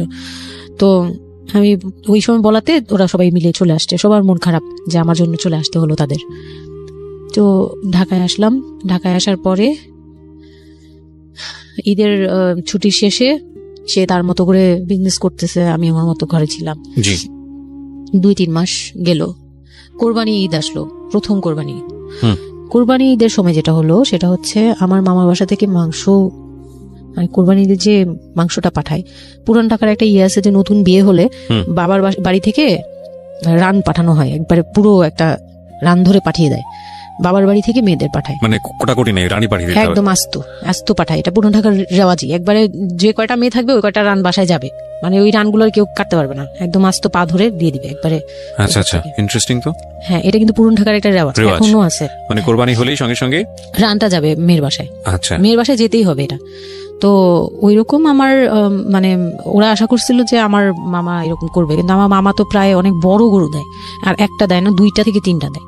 তো ওনার নিজেরই আছে 3টা মেয়ে, 3 মেয়ের শ্বশুর বাড়িতে পাঠাতে হয় 3 রান। মানে এখন এক মেয়ের, বড় মেয়ের যে 20 বছর 22 বছর হয়ে গেছে বিয়ের, তারপরও পাঠাচ্ছে, প্রতিনিয়ত পাঠাতে হয়। তো ওই দিক থেকে আমি যদি এখন আরেকটা নেই, তাহলে উনার কিন্তু আরো কাউকে উকিল দিয়েছে, বা আরো কোনো মেয়ে আছে, মানে আমার উকিল দিয়েছে আমার খালু দিয়েছে, আরেক খালু, আমার ওই খালা হচ্ছে আমার আম্মুর খালাতো বোন, মামাতো বোন, কিন্তু আমাদের বাসায় মানে আমার নানু বাড়িতে বড় হয়েছে দেখে আমার আম্মুর খুব ক্লোজ। তো ওই খালু আমাকে উকিল দিয়েছেন। তো ওই দিন করলো কি যে এই রান পাঠায়নি বলে, সেই রান পাঠায়নি ঠিকই, কিন্তু রানের যে উপরের অংশ, মানে বড় একটা পিস আমার বাসায় পাঠানো হয়েছে আমার উদ্দেশ্যে, আর নামটা আমার লিখে দিয়েছে, আমার নাম লেখা এটা পাঠিয়েছে। তো ওই মাংসটা রেখে যখন চলে গেছে না আমার ভাই, তার ছোট বোন, আমি তখন মানে দেখলাম যে মানুষ কতটা হিংস্র হলে পরে এরকম ফেস হয়। আমি তো চুপ করে বসে আছি, আমি কিছুই মাথায় নেই যে এটা নিয়ে যে কি হবে, আমি বুঝিই নেই বিষয়টা। সে মাংসটা ধরে রাস্তায় ফেলে দিছে ঈদের দিন রাস্তায় ফেলে, এই মাংসে কেন ওর নাম লেখা থাকবে, তাহলে এই যে আমরা কি, আমরাও তো ভাগ্নি, মানে আমরাও ভাগ্নি, আমাদের বাড়িতে আমার মাংস আসছে, ওর নাম দিয়ে আসছে, তাহলে রান আসলো না কেন? দোষ হয়ে গেছে, এটা খুব বড় অন্যায় হয়ে গেছে। ভয়ানক। আমি ভয়ানক বলছি কারণে যে আমাদের সমাজে কিছু কালচার আছে যেগুলো আসলে মেয়ের বাড়ি থেকে পূরণ করা হয়, ধরে নেওয়া হয়, বা ছেলের বাড়ি থেকেও। সেটা পাঠ্য বইয়ে তো থাকে না এগুলা, মানে কালচারে আছে, এগুলো শুনতে ভালো লাগে, কিন্তু প্র্যাকটিসের জায়গা থেকে যদি এটা অত্যাবশ্যকীয় নিয়ম হয়ে যায়, কখনো কখনো যেটা কতটা ভয়ানক পেইনফুল হয়। কান্ট ইউ এভার ইমাজিন যে বাবার সামর্থ্য নাই, তারপর তাকে চিন্তা করতে হচ্ছে যে আমার মেয়ের বাড়িতে একটা রান পাঠাতে হবে, আমার কোরবানি দেওয়ার সামর্থ্য নাই, এই রান পাঠানোর জন্য আমাকে কোরবানি দিতে হচ্ছে। মানে আমাদের এই ব্যাড প্র্যাকটিসগুলা কতটা ভয়ানক হয়ে গেছে আমাদের সমাজে, এবং ইনফ্যাক্ট এগুলো নিয়ে কেউ কখনো কথা বলে না। এগুলো নিয়ে কথা বলা উচিত।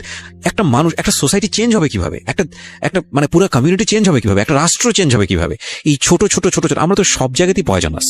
এই ছোট ছোট বিষয়গুলো যদি চেঞ্জ না হয়, আমরা যে এত ডিগ্রি নিচ্ছি, প্রতি বছর পিএইচডি, বুড়ি পিএইচডি বের হচ্ছে, ডক্টরেট, হ্যাঁ, আমাদের বিশ্ববিদ্যালয়ে ভরে যাচ্ছে, আমাদের ছেলেমেয়েরা গোল্ডেন A+, আমাদের পাশের হার বাড়ছে, কিন্তু এই সব যে মানে খোড়া কালচার, ল্যাংড়া টাইপের কালচার, এগুলোর যে পরিবর্তন হচ্ছে না, বা এগুলো নিয়ে যে কেউ কখনো কোনো কথা বলে না, এগুলো নিয়ে না পত্রপত্রিকায় কথা হয়, না কোনো মিডিয়াতে কথা হয়, অথচ এগুলো আমাদের জীবনটাকে পঙ্গু করে দিচ্ছে, এবং এগুলো নিয়ে কেউ কখনো কথা বলে না। আমরা যৌতুক নিয়ে কথা বলি, এবং যৌতুক একটা ঘাতক ব্যাধি, আমরা যৌতুক মোকাবেলা করতে পেরেছি, কিন্তু এই কালচারের মধ্যে যে যৌতুক ঢুকে বসে আছে, সেটা নিয়ে আমরা কেউ কখনো কথা বলি না, এবং এগুলো নিয়ে কথা বলা উচিত। কথা নইলে আমরা আসলে কিওর হব কিভাবে? আমরা যে বলি যে আমাদেরকে শুদ্ধ হতে হবে, আমরা মানুষ হিসেবে ভালো হতে হবে, বাট হাউ? আমাদের তো রন্ধ্রে প্রবলেম। সো প্রবলেমটাকে প্রবলেম বলা উচিত, অ্যাটলিস্ট কাউকে না কাউকে তো স্পিক আউট করতে হবে, এবং স্পিক আউট করলে তাহলে এই প্রবলেমগুলো সামনে আসবে, এবং সামনে আসলে এগুলো নিয়ে কিওর নিয়েও মানুষ কথাবার্তা বলবে। আমি তো জীবনে কোনোদিন শুনিও নাই, আমি জানি না পুরান ঢাকার এই কালচার যে মেয়ের বাড়িতে রান পাঠাতে হয়, এটা এখনো আছে, এবং এটা নিয়ে মোটামুটি মারামারি বাঁধার মতো অবস্থা। হ্যাঁ, এটা নিয়ে মানে এটা কোনো ভাবেই মিস করা যাবে না, এরকম অবস্থা। তো আমার বাসায় কিন্তু রান আসছে, আমার বাসায় পরে রান আসছে। ওকে, ওইটা ছিল ঈদের দিন। হ্যাঁ, ঈদের দিন তারা আমাকে খুব খুব ব্যাডলি কথা শুনাইছে আমাকে সামনে বসিয়ে রেখে, মানে 4-5 ভাই বোন একসাথে বসে যেরকম মিটিং, মনে হয় আমি অনেক বড় একটা পাপ করে ফেলছি তার ভাইয়ের কাছে বিয়ে হয়ে। আমার পাপ হয়েছে যে আমি নাকি তার ভাইকে কিভাবে ভুলিয়ে ভালিয়ে, আমি তখন ভুলাবো কি, আমার তো ভুলানোর প্রশ্নই আসে না। আমি তখন মনে মনে মানে হাসিও পাচ্ছে, আমি অবাক হচ্ছি যে এগুলো কি বলতেছে, আমি নাকি তাদের ভাইকে হাত করেছি, এই টাইপের কি কথা বলতে, মানে আমি এখন বলতে পারবো না বুঝিয়ে। তো এগুলো বলছে, তো আমার কাছে খুব মনে হচ্ছে যে আমি কান্না করতেছি, খুব কান্না করছিলাম। তো কান্না টান্না করার পরে আমার যে হাজবেন্ড ছিল সে কেমন একটা লোক, যে সে এটাও বললো না যে মাংসটা তুলে নিয়ে আসি, এটা তো একটা মানে বলতে গেলে কোরবানি দেওয়া হয়। বাই দ্য ওয়ে, আপনার শ্বশুর বেঁচে ছিল না? না, আমার শ্বশুর শাশুড়ি দুজনই মারা গিয়েছে। তার মানে ওই পরিবারের মূল হর্তাকর্তা হচ্ছে আপনার হাজবেন্ডই। হ্যাঁ। আচ্ছা। তো তখন সে ওই মাংসটা নিয়ে আসলো না, ভাই বোন ফেলে দিচ্ছে, সেও তাদের সাথে তাল মিলাচ্ছে, কিন্তু আবার আমাকে সরাসরি কিছু বলছে না। কুকুর কামড় দেওয়ার কথা, কারণ পুরান ঢাকায় তো কুকুর ঠুকুরের অভাব নাই রাস্তাঘাটে, আমি যেটা দেখি। না, ওইগুলির ভিতরে নাই, ছিল না, ওইগুলিতে ছিল না, থাকলে হয়তো। আর এগুলো করলে তো আপনাদের যে কালচারটা, সেটা হচ্ছে পুরান ঢাকায় একটা জিনিস খুব ভালো লাগে, একটা ফ্যামিলির খবর একটা ফ্যামিলি জানে, যে এই ফ্যামিলির পরিবারে কি হচ্ছে, এই পরিবারে কি হচ্ছে। আশপাশে তো খুব মানে ওরা তো খুব লাগানো বাড়ি ঘর, তো সবাই শুনে, এক দেয়াল দুই বাড়ি। তার মানে এগুলো নিয়ে কত কানাঘুষা তো হচ্ছিল নিশ্চয়ই। পুরো এলাকা, আমি যে কি পরিমাণ মানে লজ্জা, মানে অনুতাপ আমাকে মানে এমন বানিয়ে ফেলছে যে আমি ওই বাড়িতে শুধু ক্লাস 9-এ পড়ো একটা মেয়ে, যেখানে তার মানে রঙিন স্বপ্ন নিয়ে ডানা মেলে বাঁচার কথা, এবং ঢাকাতে বড় হয় একটা মেয়ে। ক্যান ইউ এভার ইমাজিন সেই মেয়েটার ঈদের সময় আমরা সাধারণত দেখি যে সকালে একটা ড্রেস পরবে, দুপুরে একটা পরবে, রাতে একটা পরবে, বান্ধবীদের সঙ্গে ঘুরে বেড়াবে, এবং মানে পাংখা যেটাকে বলে ওইরকম একটা এজ। সেই সময়টাতে তার মাংস নিয়ে টানাটানি শুরু হয়েছে, এবং তার বাড়িতে মাংস আসলো কিনা সেটা নিয়ে টানাটানি শুরু হয়েছে, এবং সে মহল্লায় বেরোতে পারছে না নিজের মুখ, এবং এভরি নাইট তার উপরে ফিজিক্যাল টর্চার। এবং ক্যান ইউ এভার ইমাজিন যে আমাদের সমাজে মেয়েরা, নারীরা কতটা সহ্য করে? কেউ সুবিধাভোগী অফকোর্স, কিন্তু ম্যাক্সিমাম ফেসটাই হয়তো বা এরকম। এবং এই জন্য নারী নির্যাতন বলে যে শব্দটা না, আসলে এটার যে ব্যাপ্তি, মানে এটার যে কতটা ভায়োলেটিভ হতে পারে, এটার ভেতরে না ঢুকলে আসলে বোঝা যায় না। তারপর কি হলো? তারপর ওই দিন গেল, ওই মাংসটা আমার ওই যে মেঝো দেবর, যে উনি আবার একটু অন্যরকম ছিল, উনি পড়ালেখা করেনি, উনি খুব রাফলি কথা বলতো, উনি জুতার ব্যবসা করতো। তো এমনিতে মেন্টালিটির দিক থেকে বলতে গেলে অনেকে থাকে না যে পড়ালেখা না করেও শিক্ষিত, অনেকে এরকম থাকে, কিন্তু মানে সে পুরোপুরি মানে শুদ্ধ ভাষায় কথা বলতে পারে না, যে একটা লোক মানে খুব ঢাকাইয়া ভাষায় পুরোপুরি গালাগালি বলতে গেলে, প্রত্যেকটা কথার আগে পিছনে একটা করে গালি থাকে এরকম। কিন্তু তারপরেও না, তার মেন্টালিটি আমার ভালো লাগতো। ইভেন নাও আমি এখনো চিন্তা করি যে আমার ওই ভাইয়া অনেক ভালো, হ্যাঁ, ওই দিক থেকে। তো উনি এসে এরকম দেখে বাসায় মাংসটা নিয়ে এসে রেখে তারপর খুব গালাগালি করে, খুব বাজেভাবে ভাই বোনদের বললো যে তোরা আসলে মানুষই না, তোরা মানুষ হইলে এই ধরনের এই সিচুয়েশনটা ক্রিয়েট করতি না। মানে উনি ওনার মতো করে বলছে গালাগালি করে, যে এইরকম মানুষ করে, তোরা কি ছোট লোক, জীবনে কি কখনো এগুলি দেখোস নাই, বা এগুলো কি কখনো খাস নাই, বা এখনো কি পাস না, এইরকম করার কি আছে, ওর বাসা থেকে আসলে খাবি, এরকম মানে এইভাবে খুব বাজে 2-4টা কথা বলছে। তারপর তারা গিয়ে ঠান্ডা হয়েছে, আর আমার বলতেছে তুমি এখানে বসে বসে ওদের দৃশ্য দেখতেছো কেন, তুমি উপরে যাও। তখন তার বউর আবার একটু জেলাস হলো যে আমার প্রতি তার কেন মানে ওই দিক থেকে আবার মানে ওইটা ওইভাবে দেখলো না যে ভাই হিসেবে বোনকে সেভ করলো, এরকম না। আমি কিন্তু এইভাবে নিয়েছি যে মনে হচ্ছিল যে আমার বড় ভাই, এটা ওদের ভাই না, আমারই বড় ভাই, আমাকে সেভ করলো। আমার কাছে এত ভালো লাগছে, আমি কিছু হলেই বলতাম ভাইয়ারে, যে বলতাম ভাইয়া দেখেন না আমার সাথে এটা বলতেছে, সাথে নেমে এই কে ওরে গালাগালি করছে, উনি তো গালাগালি শুরু করে দিত, আর উনারে সবাই ভয় পেত। মানে আমার হাজবেন্ড ভাই বোনের সাথে তাল মিলাতো, আর উনি ছিল একটু ডিফারেন্ট। কিছু হলেই উনি বাসায় আসার অপেক্ষায় থাকতো না, উনি আসলে উনারে বলবো একদম সিঁড়ি দিয়ে ওঠার সময়, নামার সময়, ভাইয়া আজকে আমার না এটা বলছে, এই সাথে ভালো হলি, মানে উনি মোটামুটি আমাকে সেফ রাখতো। আর ছোট যে দেবরটা ছিল, ও হচ্ছে একদম কোনো কথাই বলে না, চুপচাপ, ইয়েস নো কিছুই বলে না, চুপচাপ। সে আবার ছিল স্কুল টিচার, ওই পুরো ফ্যামিলিতে ওই এডুকেটেড ছিল, মাস্টার্স কমপ্লিট করা। ও একটা খুব ভালো সাইড বেছে নিয়েছে, কথা বলে এখানে লাভ হবে না। হ্যাঁ, সে একদম চুপ নিরপেক্ষ। কারণ তাদের সাথে বলতে গেলে ভাই বোনের সাথে দ্বন্দ্ব হবে, আমার সাপোর্টে যেতে গেলে একটা বাজে কিছু ক্রিয়েট হবে, আবার আমাকে বকা দিতে গেলে এটা অন্যায় হবে, সে ওটা বুঝতো। মানে আমি যা সবকিছু মিলে যেটা দেখলাম যে এটার জন্যই সে চুপচাপ থাকতো। তো মানে উকিল মা যে ছিলেন আমার খালা, উনি কোরবানি দিয়ে পরের দিন রান পাঠাইছে। পরে এই রান পাঠানোর পরে আমার ওই যে মেজ দেবর যে ছিলেন, তিনি তো আরেকটা দিল, মানে আরেক ধোলাই দিল সবাইকে, যে ছোট লোক, এখন বল যে ও বাসায় ফোন করে বলছে বা বাসায় গেছে, ও তো কালকে থেকে বাসায় যায়নি, ওর হাত তো ফোনও নাই, ফোন নিলে তোদের কাছ থেকে তো নিতে হবে, তখন আমার হাতে ফোন নেই, তো ও তো বাসায়ও যায়নি, এখন বল যে এটা ও বলছে তারপর ও পাঠাইছে, তোরা এত ছোট লোক কেন, মানে ভাই বোনরাই বলতেছে।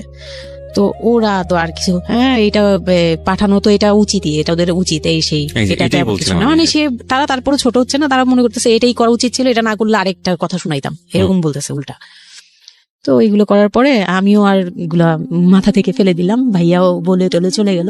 আর আমার হাজবেন্ড যে ছিল সেও খুব খুশি, সে মানে আমার বাসা থেকে পাঠাইছে এই সেই। তো বিয়ের 4 মাস পরে মেইন পার্ট যেটা, যে আমি কনসেপ্ট করি, তখন আমি বুঝতে পারি না কনসেপ্ট করার 13-14 বছর বয়সে। হ্যাঁ, তখন আমি স্কুল যাতায়াত করতাম, রেগুলার না, আচ্ছা, মাঝে মাঝে রেগুলার, মানে মাঝে মাঝে বলতে আমি চাচ্ছিলাম কি পড়াটা রানিং থাকুক, এক্সাম গুলো দিব আর বাসায় থাকবো। আর বাসা থেকে যখন স্কুল ড্রেস পরে বেরোতাম আমাকে সবাই মিলে কি যে বলতো, মানে বলার মতো না, এগুলো অকথ্য ভাষা বলতে গেলে, যে মানে নোংরা কথা বলতো। তো যাই হোক, ওগুলো আমি কানেও নিতাম না, আমি বলতাম না আমি স্কুলে যাব। আর যেহেতু বিয়ের সময় বলছে যে ওরে পড়াশোনা করতে দিব, আমার হাজবেন্ড এগুলো বলছে, ও না ও স্কুলে যাবে আসবে সবই করবে। পরে গিয়ে বলে কি তুমি বাড়ির বড় বউ, তুমি যদি স্কুল ড্রেস পরে স্কুলে যাও কেমন দেখা যায়? আমি তো বোরকা পরতাম। তো বলে না, স্কুলে গিয়ে তো তোমার বোরকাটা খুলতে হয়, অ্যাসেম্বলিতে দাঁড়াও, ওই যে পিটি করো তোমরা, এগুলো তো আশপাশ থেকে দেখা যায়, এলাকার ভিতরে স্কুল।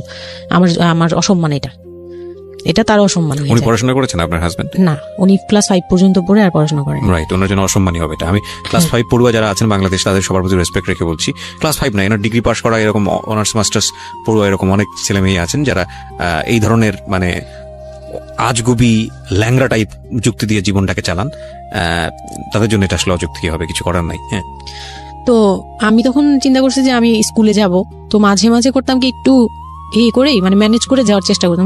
বিষয়টা যদি এরকম হতে ধরেন, আমি জানি না, প্রথমত যেটা ঠিকই হয়নি, মানে কোনো কিছু ঠিক হয়নি, শুনছি আর মেজাজ খারাপ হচ্ছে আসলে, মানে কোনো কিছুই ঠিক হয়নি। তারপরেও যদি খারাপের মধ্যে ভালোটা চিন্তা করি, যে ঠিক আছে এত কিছু, একটা মানুষের এত খারাপ, একটা দিক তো ভালো থাকতে পারে না, ওর ওয়াইফকে সে সাথে করে নিয়েছে, ঠিক আছে তোমার স্কুলে চলো আমি তোমাকে পৌঁছে দিয়ে আসি, স্কুলে পৌঁছে দিয়ে আসলো, স্কুল থেকে নিয়ে আসলো।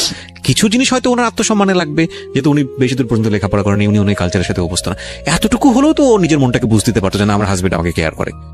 মানে স্টুপিডিটির আর কি, মানে লিমিটলেস স্টুপিডিটি যাকে বলে। তুমি অ্যাসেম্বলিতে দাঁড়াবে, সেখানে তোমার লেখাপড়া বন্ধ, বদমাইশ। তারপর স্কুল বন্ধ করে দিল না, তখন আমি কনসেপ্ট করি, আমি বুঝতে পারিনি, আমার তখন টেস্ট পরীক্ষা চলছে স্কুলে। তো পরীক্ষা দিতে দিতে আমার মানে শারীরিক পরিবর্তন খেয়াল করলাম, যে আমার বমি লাগতেছে খুব, মানে বইয়ের দিকে তাকাতে পারছি না, খাতার দিকে তাকাতে মানে মাথা কেমন করতেছে। তখন ক্লাস 9-এ। তখন আপনি জানেন আপনি কনসেপ্ট করেছেন না? তখনও মানে এইটার সিমটম ফার্স্ট। তো এইরকম হওয়ার পরে রাতে 11:30-12টার দিকে আমি না খুব গড়াগড়ি করে কান্না করতেছি, জোরে জোরে, মানে খুব গড়াগড়ি করে জোরে জোরে কান্না করতেছে। আমার মাথায় নাই যে কে শুনতেছে কে না শুনতেছে এরকম। তো এটা দেখে তার বোন, যেটার বিয়ে হয়ে গেছে, সে আবার ছিল বাসায়, তো সে দেখে বলতেছে, সে আবার মানে খারাপ লাগছে তার কাছে, বলে চলো এক্ষুনি তোমার নিয়ে হসপিটালে যাবো। হ্যাঁ, ওর কি হইলো হঠাৎ করে, কি খাইছিলা তুমি, কি উল্টাপাল্টা কিছু খাইছো কি না? সেই বলছি না, আবার কেন জানি অনেক পেট ব্যথা করতে, আমি পারতেছি না সহ্য করতে, পেট জ্বলতেছে আমার খুব। তো নিয়ে গেল ডাক্তারের কাছে, তখন ডাক্তার আমার নার্ভস দেখে বললো যে she is pregnant. But 100% confirm করতে পারবেন না এমনিতে, তবে উনি আর কি উনার মতো করে বলছে। আর তখন টেস্ট দিল একটা, যে রাতে নিয়ে যান, ইউরিন টেস্ট টাইপের একটা কিছু বাসায় করা যায়, ওই টাইপের একটা টেস্ট দিল। তো ওইটাই করলাম, বাসায় এসে করার পরে পজিটিভ আসছে, যেভাবে বলছে ওইভাবে করছি, করার পরে পজিটিভ আসছে। পজিটিভ আসার পরে মানে আমার কাছে যেটা মনে হচ্ছিল, যে আমি মানে এতটা খুশি হয়েছি, আমি কিন্তু বিয়ে নিয়েও খুশি না, আমার মনে হচ্ছে এটাই আমার অ্যাচিভমেন্ট লাইফের। আচ্ছা, এতটা খুশি হয়েছে আমি বলতে পারবো না কেন। এটা আসলে ন্যাচারালি আল্লাহ হয়তো প্রত্যেকটা মেয়ের মধ্যে এই বিষয়টা দিয়ে দেন, যে নইলে আসলে মা কেন, মানে মা তো মাই, এটা আসলে আল্লাহ গিফটেড অফকোর্স। দেখেন এরকম একটা ডিফিকাল্ট সিচুয়েশনের মধ্যে, যেখানে 13 বছর বয়সে ওর আসলে এই জিনিসটা ফিল করার কথা না, সেখানে ও ফিল করতেছে, এটা কিন্তু লজিকলেস ফিল, এবং এই ফিলটা সম্পূর্ণই ন্যাচারাল। ওকে, আমার কাছে তখন মনে হচ্ছিল কি, যে আমার পেটে একটা জীবন্ত কিছু আছে, মানে এইরকম ফিল হচ্ছে। আর আমি এটাকে মানে একটা কিউরিওসিটিও, যে দেখি তো কি হয়, কতদিন পরে কি হবে, মানে এটা আস্তে আস্তে বড় হবে, এটা কি করবে পেটে, এটা কিভাবে আসবে, মানে দুনিয়াতে কিভাবে আসবে, এটা এইগুলোও জানি না আমি, যে মানে এটা বড় হলে পরে এটা যে কিভাবে দুনিয়াতে আসবে। You feel like it's a game, একটা কোন একটা খেলা, মজার একটা খেলা, যে আমি একটা কিছু পাইছি, এটা নিয়ে থাকা যাবে এখন, এরকম মনে হচ্ছিল তখন। খুব মানে খুব কেন জানি খুব আনন্দ, মানে মা হওয়ার ফিল না, কিন্তু এটা মা হওয়ার ফিল না, কিন্তু কিউরিওসিটি জায়গা থেকে কিছু একটা আছে আমার সাথে, আমি এটা নিয়েই থাকবো এখন, মানে আমি একটা কিছু পাইছি এখন, আর আমি একা না, এরকম মনে হচ্ছে। তো আমি না দৌড়ে দৌড়ে বের হয়ে বললাম কি, ওই যে বোনটা আমাকে রাতে নিয়ে গেছিল ডাক্তারের কাছে, সে তো ছিল রাতে, তো আমি বের হয়ে বলতেছি কি, আপা আমার না এইরকম 2টা আসছে, মানে এই পজিটিভ স্টেপ গুলো আসে যেগুলো, বলছি পরে সে না সাথে সাথে বলে কি এখন তো আমাদের কদর কমে যাবে আরো। প্রথম ছিল এটা, প্রথম ডায়লগ ছিল এটা। মানে মনটা খারাপ করে সে বড় নিঃশ্বাস ফেলে বললো হ্যাঁ এখন তো আমাদের কদর কমে যাবে, আর তো এখন তো আর কম কম আশা লাগবে। তার সাথে ছোট বোনটা বলতেছে তুমি না সময় কমে বুঝে কথা বলো না, এইগুলো তো বুঝতে হবে। মানে তাদের মতো করে তারা বলতেছে যে পুরান ঢাকার মানুষ যেভাবে বলে ওইভাবে বলতেছে যে এগুলো তো বুঝতে হবে যে এগুলো প্ল্যান করা। মানে আমি ইচ্ছা করে কনসেপ্ট করছি এরকম কিছু বুঝাইছে, কিন্তু আমি তখনও না এই জিনিসটা মানে ঘোলা ঘোলা আমি বুঝি নাই যে ওরা কি বলতেছে দুইজনে। তা আমি বলি যা মন চায় তাই বলুক, আমি আমার মতো থাকি। তা আমি দৌড় দিয়ে গিয়ে আমার হাজবেন্ডকে না বললাম এই উঠেন না। আমি তখনও পর্যন্ত কিন্তু তাকে খুশি হয়ে গেছে বলিনি, ফার্স্ট তাকে খুশি মনে কিছু বলতেছি। বিয়ের 4 মাসে আমি তাকে কখনো টাকও দিইনি, তাকে কিছু বলিও নাই, বা আমি ওনাকে কোনো রিকোয়েস্টও করি নাই, কোনো আহ্লাদও করিনি। ফার্স্ট মানে মনে হলো যে আহ্লাদ করে বলি যে জানেন আমি এরকম আসছে আমার। তো আমি কাকে বলবো, কাকে ওদের করে খুশি করতে পারিনি, যাই রে দেখি খুশি করতে পারি কিনা। যে তাকে ধাক্কা দিছি, সে ঘুম থেকে বিরক্ত হয়ে উঠলো, এই ধাক্কা কি করো কেন, কি হয়েছে? আমি তো মনটা ভেঙে কি যে আমি তো এরকম আমার পজিটিভ আসছে, দেখালাম যে এই যে এটা হলে না পজিটিভ হয়, রাতে পেট ব্যথা বলছিলাম না, তো ওইটার ইয়েতে এটা আসছে। তারপরে না চুপ হয়ে তাকায় আছে, বলে কি এইগুলা কি মানে বুঝলাম না। বলে কি এইটা তো ঠিক না। কি ঠিক না? তারপর বলতেছে যে এই এখন তো এগুলোর দরকার নেই, আমাদের এখন তো এগুলোর কোনো দরকার নেই। তো আমি বলি আপনি আমার স্কুল যেতে দিবেন না। আমি এবার তখন মুখ খুললাম, আপনি স্কুল যেতে দেন না। তারপরে আর আমি তো এই জিনিস মানে এটা কিভাবে কি হয়েছে আমি তো জানি না। আমি ভাবছি যে আপনি হয়তো বা কিছু করছেন, আমি জানি না। আমি তাকে এইভাবেই বললাম খুলে যে আমি তো আসলে জানি না, যে আমি ভাবছি আপনি চাচ্ছিলেন এই জন্য হয়তো বা এরকম কিছু হয়েছে। আর মানে প্রোটেকশন নেওয়া টেওয়া সবকিছু তার উপর ডিপেন্ড করে। তারপর হচ্ছে এটা বলার পরে না মানে আমি আর কিছু বলার মতো ইয়েতে ছিলাম না, আমি চুপচাপ, যে ওরা কি করবে না করবে আমি কিছু জানি না। তো আমার হাজবেন্ড যেটা করলো যে সে চাচ্ছিল না যে আমি মানে সে চাচ্ছিল না বেবিটা, মূল কথা হচ্ছে সে চাচ্ছে না মানে, কিন্তু কিছু বলতেও পারছে না। আমি এবার বাসায়ও বলছি, বাসায় সবাইও খুব চিন্তিত আমার এইটুক বয়সে আমি কিভাবে কি করব। আর এদিক দিয়ে আমি এবার কিছুই বলছি না, আমি আমার মতো করে চলছি, নর্মাল লাইফ কাটাচ্ছি। আমার কোনো শারীরিক পরিবর্তন তেমন আসে নাই, সত্যি কথা বলতে। শুধু একটু মানে কিছু কিছু খাবার আছে একটু বাজে লাগতো, এই ছাড়া আমার সবই নর্মাল। আমি নর্মাল ওয়েতেই আমি ওই ওষুধ খাচ্ছি রেগুলার, আর হাঁটাচলা করতেছি, লাফালাফি সিঁড়ি বাবা কোনো কিছুতেই আমার ইয়ে নেই। আছে ডাক্তার থেকেও কোনো ধরনের কোনো কন্ডিশন দেয়নি? না, ডাক্তার দিয়েছে, ডাক্তার ওই যে 2-1টা ওষুধ দিয়েছে। প্রথম কথা হচ্ছে ডাক্তার থেকে যে বাক্যটা আসলে ছিল যে এই 13 বছরের মেয়ের সাথে এটা কিভাবে হলো? ও ডাক্তার, হ্যাঁ। তখন যখন ফার্স্টে ওই দেখলো, তো উনি বললো যে এটা তো আসলে নষ্ট করাটা ওর জন্য রিস্ক। এক্স্যাক্টলি, মানে সব দিক থেকে তো রিস্ক। ডাক্তার যেটা বললো, যে জাফর ইকবাল আমার বাসার পাশেই ছিল উনি, তো উনি আমাকে যেটা বললো যে এই মেয়ের মানে রাখাটাও যেমন রিস্ক, ফেলে দেওয়াটা। আর যেহেতু মানে আল্লাহকে তো সবাই বিশ্বাস করি, তো বলতেছে যে যেহেতু আল্লাহ চাচ্ছে, যেহেতু এসেই পড়ছে, এটাকে নিয়ে আমরা মাতাবুরি না করি, যেহেতু রাখাও রিস্ক ফেলে দেওয়াও রিস্ক, রাখুক না। এটা এইভাবে আল্লাহকে নিয়ে বলা যাবে না, এমন বলতে ভুল বলেছে না, উনি বলছেন থাক ঠিক আছে, যদি ভাগ্যে থেকে থাকে তাহলে হবে। আর এই বয়সে হয়, কিন্তু এত অল্প বয়সে নেওয়াটা ঠিক না, উনিও এটা বলছে। তো ওইভাবে ইয়ে করার পরে তো আমি তো রাখছি ঠিকই, কিন্তু আমি তো মানে ওই সময়টা তো ভালোই গেছে। বাচ্চাটা হওয়ার পরে তো আমি বুঝতে পারছি যে আসলে জিনিসটা যে আমার পুরো কত বড় একটা ইয়ে ছিল। এখন দেখো আপনার হাজবেন্ড হ্যাপি না, সে চিন্তিত বিষয়টা নিয়ে। তারপরে কি হলো? তারপরে থেকে আমার মধ্যে একটা বিরাট গ্যাপ তৈরি হলো। সে আমার সাথে মানে টোটালি মিশে না। ওই সময় থেকে যখন শুনলো রাতে 3টা-4টা বাজেও আসে বাসায়, তার মধ্যে একদম পুরো চেঞ্জিং চলে আসলো হঠাৎ করেই। কি কারণে জানি না, মানে আমি নিজেও জানি না আমার কি ভুল ছিল বা কি, আমি নিজেও বুঝছিলাম না তখন। ওই সময় একদিন আসলো রাতে 3:30 না 3টার দিকে, হ্যাঁ 3টার পরে আর কি আসছে।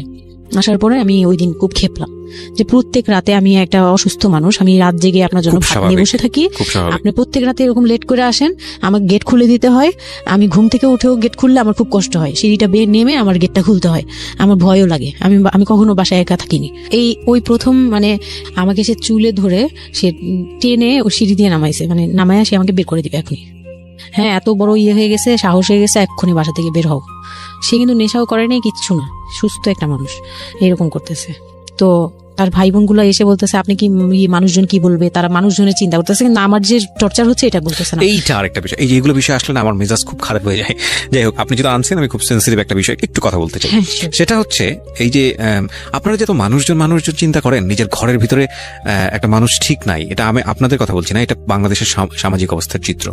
সেটা হচ্ছে আমরা নিজের ঘরের মধ্যে অনেক সময় দেখা যায় যে আপনারা যখন ঘরের মধ্যে একটা বিপদে পড়েন, আপনার চারপাশের লোকজন কি এসে আপনার সেটা সলভ করে? তো ফার্স্ট আপনি ঘরের কথা আগে চিন্তা করেন, আপনার মেয়ে কিভাবে ভালো থাকবে সেটার কথা চিন্তা করেন, আপনার ছেলেটা কিভাবে ভালো থাকবে সেই কথাটা চিন্তা করেন। এতে যদি আপনার দুর্নাম হয়ও কিছুটা, সেটা আপনার ওভারলুক করা উচিত। বরং আপনি যাদের কথা চিন্তা করে এই ছেলে মেয়েদের প্রতি খারাপ আচরণ করতেছেন, আপনার ছেলে মেয়ে খারাপ থাকার কারণে একটা সময় গিয়ে সেটা আউটব্রাস্ট হবেই। যেই মান সম্মানের কথা আপনি চিন্তা করতেছেন, সেই মান সম্মান আরো বেশি পরিমাণে ক্ষতিগ্রস্ত হবে। আমাদের সমস্যাটাই হচ্ছে এই জায়গাটায়, আমরা চারপাশের ঘরের লোকজন কি মনে করবে সেটা চিন্তা করি, অথচ চারপাশের ঘরের লোকজন খারাপ বসবাস করে, কোথা থেকে আসছে, কি অবস্থা, সেই খোঁজ খবর আমরা রাখি না। কিন্তু আমাদের মানিজ্য তাদের হাতে। স্টুপিড মানে ফিলোসফি নিয়ে আমরা আমাদের সোসাইটিতে চলি। This is very important thing, এবং এগুলোর পরিবর্তন হওয়া উচিত। তো তারপরে কি হলো? তারপর এই হলো ফার্স্ট এই গেল, এইটার পরে এরপর থেকে চলতেছে কন্টিনিউ, মানে এরকম আচরণই করছে সে আমার সাথে। একটু 4 মাসের সময়টা খুব ক্রুশিয়াল একটা মোমেন্ট, খুবই ক্রুশিয়াল। হ্যাঁ, সকালে উঠে আমার রুটি বানাতে হতো কন্টিনিউ। সে বাইরের নাস্তা খাবে না, তাকে রুটি বানিয়ে খাওয়াতে হবে। ওই অবস্থায় আমি মানে সকালে উঠে ঘুম থেকে উঠে রুটি বানাতাম, ওর ভাই বোনের জন্য, ওর জন্য, সবার জন্য বানাতাম। এটা না আমাদের সমাজের ছেলেরা না বুঝতেই চায় না, এবং এটা নিয়ে আমাদের কোনো শিক্ষা নাই। আসলে আমি মানে দেখলাম যে এতটা বড় কিভাবে, আমি আমার নিজেকে জড়িয়ে ওই কথাটা বলছি, কারণ আমি তো নিজেও বাবা হয়েছি, আমি নিজে থেকেও বুঝি জিনিসটা। মানে এই যে পরিবর্তনটা সমাজ, মানে পরিবারে যখন নতুন একজন সদস্য আসে, সবচেয়ে বড় প্রেশারটা ফিল করে হচ্ছে মা, কারণ তার লাইফ রিস্ক হয়ে যায়। কিন্তু এখানে বাবার যে দায়িত্বটা, খুব মজার বিষয় হচ্ছে, আমি আমার নিজের এক্সপিরিয়েন্সের জায়গা থেকেই বলতেছি, যে বাবার দায়িত্বের জায়গাটা বোঝা শুরু হয় সন্তান দুনিয়াতে আসার পর থেকে, এবং তাও ইমিডিয়েটলি আসে না। সন্তান একটু করে বড় হচ্ছে, অ্যাটাচমেন্টটা হচ্ছে, যখন নড়াচড়া সামনে দিয়ে নড়াচড়া করতেছে, একটু একটু মিস হচ্ছে, দূরে থাকতেছে, তারপরে কি মানে সন্তান যখন প্রাপ্তবয়স্ক 1 বছর 2 বছর বয়স, ওই সময় বাবা ফিলটা আসে, তুলে দেয়, তখন গিয়ে প্রেজেন্টার নাই, তখন হচ্ছে বাবা ফিলটা পায়। তার আগ পর্যন্ত বাবা বুঝতেই পারে না, তার মানে আসলে কি বাচ্চাটা আমার কোত্থেকে আসলো, এই সত্য ফিলটা এরকম থাকে। এটা খুব ন্যাচারাল একটা ফিল, কিন্তু এই ন্যাচারাল ফিলটার সুযোগ নিয়ে অনেক সময় আমরা একটা অবুঝের মতো আচরণ করে ফেলি, ভয়ানক বাজে আচরণ করে ফেলি। একটা ইয়ে থাকে, মাত্রা থাকে, যেমন আপনি কতটুকু মানে কতটুকু কেয়ারফুল ছিলেন, কতটুকু ইয়ে ছিলেন, এটার কিন্তু একটা লেভেল আছে, পার্সেন্টেজ আছে, এবং এটা নিয়ে শেখানো উচিত আমাদের আমাদের আমাদের আমাদের মানে এডুকেশন সিস্টেমের মধ্যে তো নাই। এবং আমরা জানি না, ম্যারেজ কাউন্সিলিং বলে অনেক একটা বিষয় আছে, এগুলো তো আমাদের প্র্যাকটিসে নাই, কোনোভাবে নাই। এগুলো তো আমাদের কাছে মনে হয় যে এক্সট্রা বিলাসিতা, এবং আমাদের আসলে এগুলো দরকার। রাইট। এবং বাবা যিনি, একটা হচ্ছে যে মা হওয়ার একটা প্রিপারেশন দরকার আছে, মেন্টাল প্রিপারেশন, বাবা হওয়ার জন্য একটা মেন্টাল প্রিপারেশন দরকার আছে। আমাদের সমাজে এটা টোটালি মিসিং। আমরা এই নারী দিদিদের কাছ থেকে যে গাইডটা পেয়ে আসছি, সেটা না বুঝে না শুনে প্র্যাকটিস করেছি। আমি জানি না, আজকে আমি সত্যি এই কথাগুলো বলতেছি, হয়তো আমরা ওই রাতারাতি পরিবর্তনের জায়গায় যেতে পারবো না, বাট আমি শুধু একটা কথাই বলতে চাই, সেটা হচ্ছে বাবাদের দায়িত্বটা অনেক বেশি, বিশেষ করে বাচ্চা চলে আসার পর থেকে মেন্টাল সাপোর্টটা খুব জরুরি, খুবই জরুরি। হ্যাঁ, এবং কারণ এটা একটা মেয়ের লাইফ রিস্কের প্রশ্ন, এবং আপনি জানবেন না যে সে আসলে কতটা ভয়ানক রকমের লাইফ রিস্কের মধ্যে রেখে সে একটা সুন্দর স্বপ্ন দেখে। তো ওই মানুষের পাশে কিছুই না, আপনি শুধু কোম্পানি দেন, এবং এই কোম্পানিটা তারা খুব মিস করে এই সময়টাতে। হ্যাঁ, এটাই ও বলার চেষ্টা করছে। তারপর হচ্ছে যে আমার বেবি হলো হসপিটালে, যখন মেয়ে হলো, তো এই রুমটাতে ঢোকার পর্যন্ত আমি খুব ইয়েতে ছিলাম, মানে রুমটাতে যখন ঢুকি তখন আমি কান্না করছিলাম, খুব ভয় ছিল যে, হ্যাঁ, তখন মনে হচ্ছিল যে আমি মরেই যাই নাকি, এরকম মনে হচ্ছিল। আর আমাকে তো মানে অপারেশন করবে, তারাও ডাক্তার বলতেছে এই মেয়ের অপারেশন কি করবো, আর এই মেয়ে নর্মালি কি বেবি দিবে। আমি বলতেছে এটা তো গ্রামগঞ্জ না, আপনারা কি করছেন। আমি তখন আরো শুকনা ছিলাম, তো আর এমনিতেও বয়সও কম ছিল, আবার শুকনাও ছিলাম, দেখতে আরো পিচ্ছি লাগতো। বলতো যে অনেক দুর্বল, তো ও তো মানে ঠিক মতো টেক কেয়ারও করেন নাই বাসায়। হ্যাঁ, বলতেছে একদম আমার এই হাতের মানে এইগুলো ব্রেন গুলো বুঝে যেত, এইগুলো বুঝা যেত, একদম হাড় গোড় বুঝা যেত। যখন অপারেশন করে, অপারেশনের 12 ঘন্টা পর আমার সেন্স আসে, প্রায় 12 ঘন্টা। মানে আপনার বেবি হয়েছে আপনি জানি না। পরে আমি যখন ঘুম থেকে, সিজারিয়ান বেবি। পরের দিন শুধু রাতে একটু টের পাই যে আমি আমার পাশে কেউ মানে ব্রেস্ট ফিড করছে, এটা ফিল পাইছি। শুধু মুখের দিকে তাকাতে পারিনি, চোখ খুলতে পারিনি, কিন্তু কেউ একজন আমার পাশে শোয়া, মানে আমার হাতের উপরে একটা বাচ্চা শোয়া, এইরূপ ফিল পেয়েছি। আর এরপরে যে চোখ বন্ধ করেছি, একবারে সকালে প্রায় 11টা-12টার দিকে আমার ঘুম ভাঙছে, তখন তাকানোর পরে একটু পুরোপুরি ইয়েতে, তো আমাকে উঠিয়ে নিয়ে আমাকে ইয়েতে ক্যাবিনে দেওয়া হলো। ক্যাবিনে দেওয়ার পরে আমি বাচ্চাকে দেখি, বারবার চিন্তা করি যে এটা আমার মেয়ে, কোত্থেকে আসলো, কিভাবে আসলো, আমি নিজেকে দেখি। তখন না আমার মাথায় এটাও ছিল না যে এটার বাবাকে, এটার ফুপুকে, এটা চাচা, হোয়াট এভার, আমার বাচ্চা এটা, মানে আমি এখনো স্টিল না, আমার বাচ্চা এখন ক্লাস 8-এ পড়ে। এখনো আমি তাকে বাচ্চা বলি। হ্যাঁ, তো ও আর আমি একসাথে আড্ডে মনে হয় কি মানে ফ্রেন্ড আমরা এরকম। পর হচ্ছে ওই বাচ্চাটা হওয়ার পরে সে খেলে, আমার খুব ভালো লাগে, তাকে নিয়ে আমার সময় ভালো কাটে। আমার আর মানে ওর বাবার কথা মাথায় নেই যে এই লোক শুধু মানে এনে দিবে ঘরে, আমি রান্না করব খাবো, ব্যাস ওই পর্যন্তই শেষ। আমার আর এর দরকার নেই, কাউরই দরকার নেই। আমার বাচ্চা নিয়ে আমি পুতুলের মতো খেলি সারাদিন। ওর বাবা অনেক সময় দেখা গেত ওর বাবা তো রাতে 2টা-3টায় আসতো, আসার পরে যে খাওয়া দাওয়া করে ঘুমাবে। তো আমি তো আমার তো ওই রুম ছাড়া কোনো ওয়ে ছিল না, ওই রুমে আমি হাঁটাহাঁটি করতাম, বাচ্চা কান্না করতো। একদিন এমনও হয়েছে সে আমাকে ঘর থেকে বের করে দিচ্ছে, আমি নাকি ইচ্ছা করে বাচ্চাকে কাঁদাই আর তাকে ঘুমাতে দিই না। হ্যাঁ, সে আমাকে রুম থেকে বের করে দিচ্ছে। তো রাতে এত রাতে বাসা থেকে যখন রুম থেকে বের করে দিচ্ছে, আমি সিঁড়িতে সারা রাত, মানে ওদের তো আর বারান্দাও নেই হাঁটার জায়গা। বাচ্চা কোথায় ছিল? বাচ্চা আমার কোলে, বাচ্চা টাওয়াল দিয়ে পেঁচানো আমার কোলে, সে কান্না করতেছে, আমি সিঁড়িতে বসে আছি। আর আমি যখন সিঁড়িতে বসছি, আমি জানি না কি কারণে বাচ্চার কান্না অটো থেমে গেছে। রুম থেকে বের হয়েছি না, তো ওর বাবা যে ধমক টমক দিছে, আমি জানি না কি কারণে, হয়তো রাতও অনেক হয়ে গেছিল, অনেক কান্নাকাটির পরে হয়তো ও ক্লান্ত হয়ে গেছিল, ও মোটামুটি চুপ হয়ে গেছে সিঁড়িতে, নয়তো পুরো এলাকা জানার কথা এইরকম। তো আমি সিঁড়িতে বসে বসে কান্না করছি সারা রাত, মানে তখন অলমোস্ট তখন 4টা বাজে, ভেতরে ঘুমিয়েছে না? হ্যাঁ, তখন সে ঘুমাচ্ছে, ভিতরে গিয়ে ঘুমাচ্ছে। আমি আর ভয়ে রুমেই যাইনি, মানে কি না কি করবে আবার, এই জন্য রুমেই যাইনি। তো এই কাজটা করার পরে সে আমার মন থেকে আরো উঠে গেছে। আমার যে দেবর ছিল, যে বললাম যে আমাকে খুব ভালোবাসতো উনি, তো উনি আবার খুব ভোরে আসতো, জুতার ব্যবসায়ী তো, ওনাদের কারখানা সারা রাত কাজ হতো, প্রত্যেক দিন সকালে 5টা-6টা এইভাবে আসতো। তো ঘন্টাখানিক পরে উনি যখন চলে আসছে, তখন আমাকে সিঁড়ি দিয়ে ওঠার সময় মানে গেট নক করছে, ওনার ওয়াইফ নামছে উপর থেকে, নেমে বলতেছে তুমি এখানে কেন? আমি বললাম যে এরকম আপনার ভাই ঘুমাতে পারে না, আমাকে বের করে দিচ্ছে। তো সেও খুব নর্মাল ভাবে নিল ব্যাপারটা, কিন্তু তার ভাই যখন গেট খুলে দেখলো যে আমি জেগে আছি আর ওটা নিয়ে সিঁড়িতে বসছি, তখন সে গালাগালি করতেছে।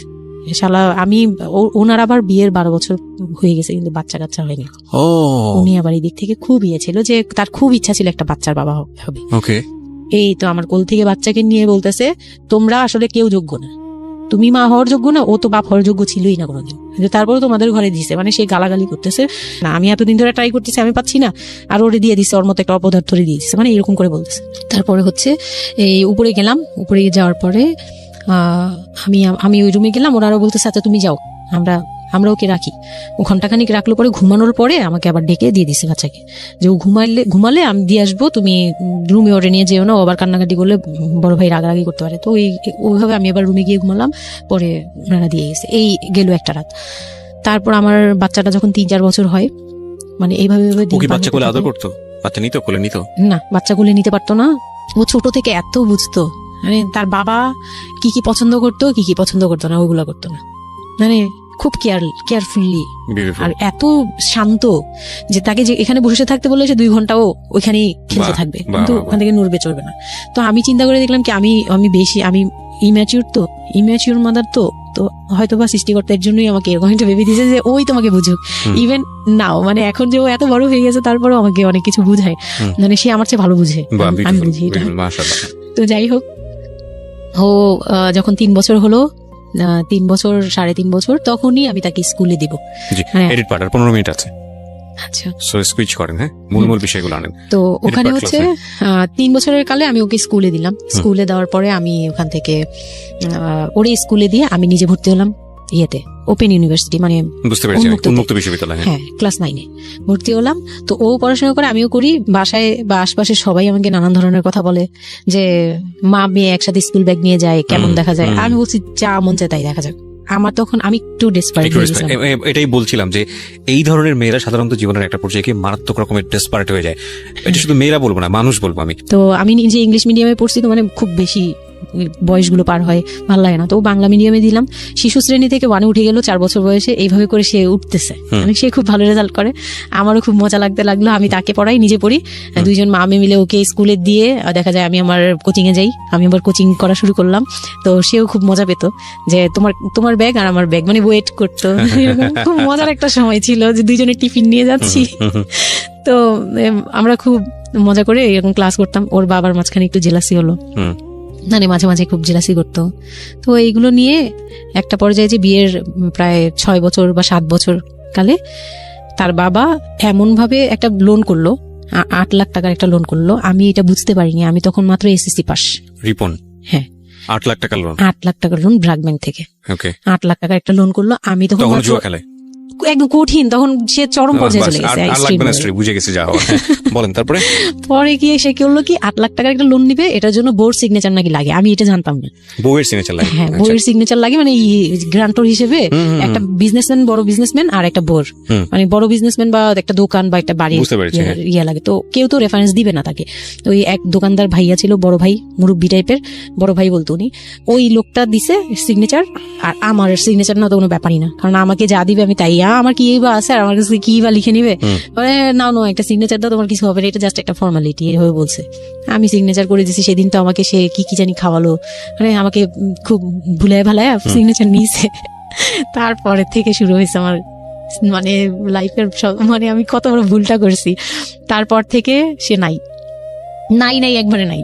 মানে সে বাসা ভাড়া নিয়েছিলাম এর মাঝখানে, এটা বলতে ভুলে গেছি, যে আমার দেবর ননদের বিয়ে হওয়ার পরে ওই বাড়িটাতে, মানে ননদের বিয়ের জন্য ওই বাড়িতে হচ্ছিল না, পরে আমরা বাসা শিফট করে, মানে ওই বাসা ভাড়া দিয়ে অন্য একটা বাসায় ভাড়া গেছি, ফ্ল্যাট নিয়ে ভাড়া যাওয়ার পরে ওই ননদের বিয়ে হওয়ার পরে তারপরে আবার যার যার মতো আলাদা আলাদা রুম নিয়ে থাকা, মানে বাসা নিয়ে থাকা। তো আমাকে যে ফ্ল্যাটটা নিয়ে দিয়েছিল, এক রুমের ছোট্ট একটা ফ্ল্যাট, হ্যাঁ, ওই ফ্ল্যাটে ছিলাম। তো ওইখানে আমার এই যে সিগনেচারটা করায়, মানে ভাই বোন থেকে আলাদা হওয়ার পরে সে তার ভাই বোনকেও ভয় পেত এসব ব্যাপারে। আচ্ছা। তো আমাকে তারা হাইড করছে যে সে জুয়া খেলে, যে এটা আমাকে বলেনি।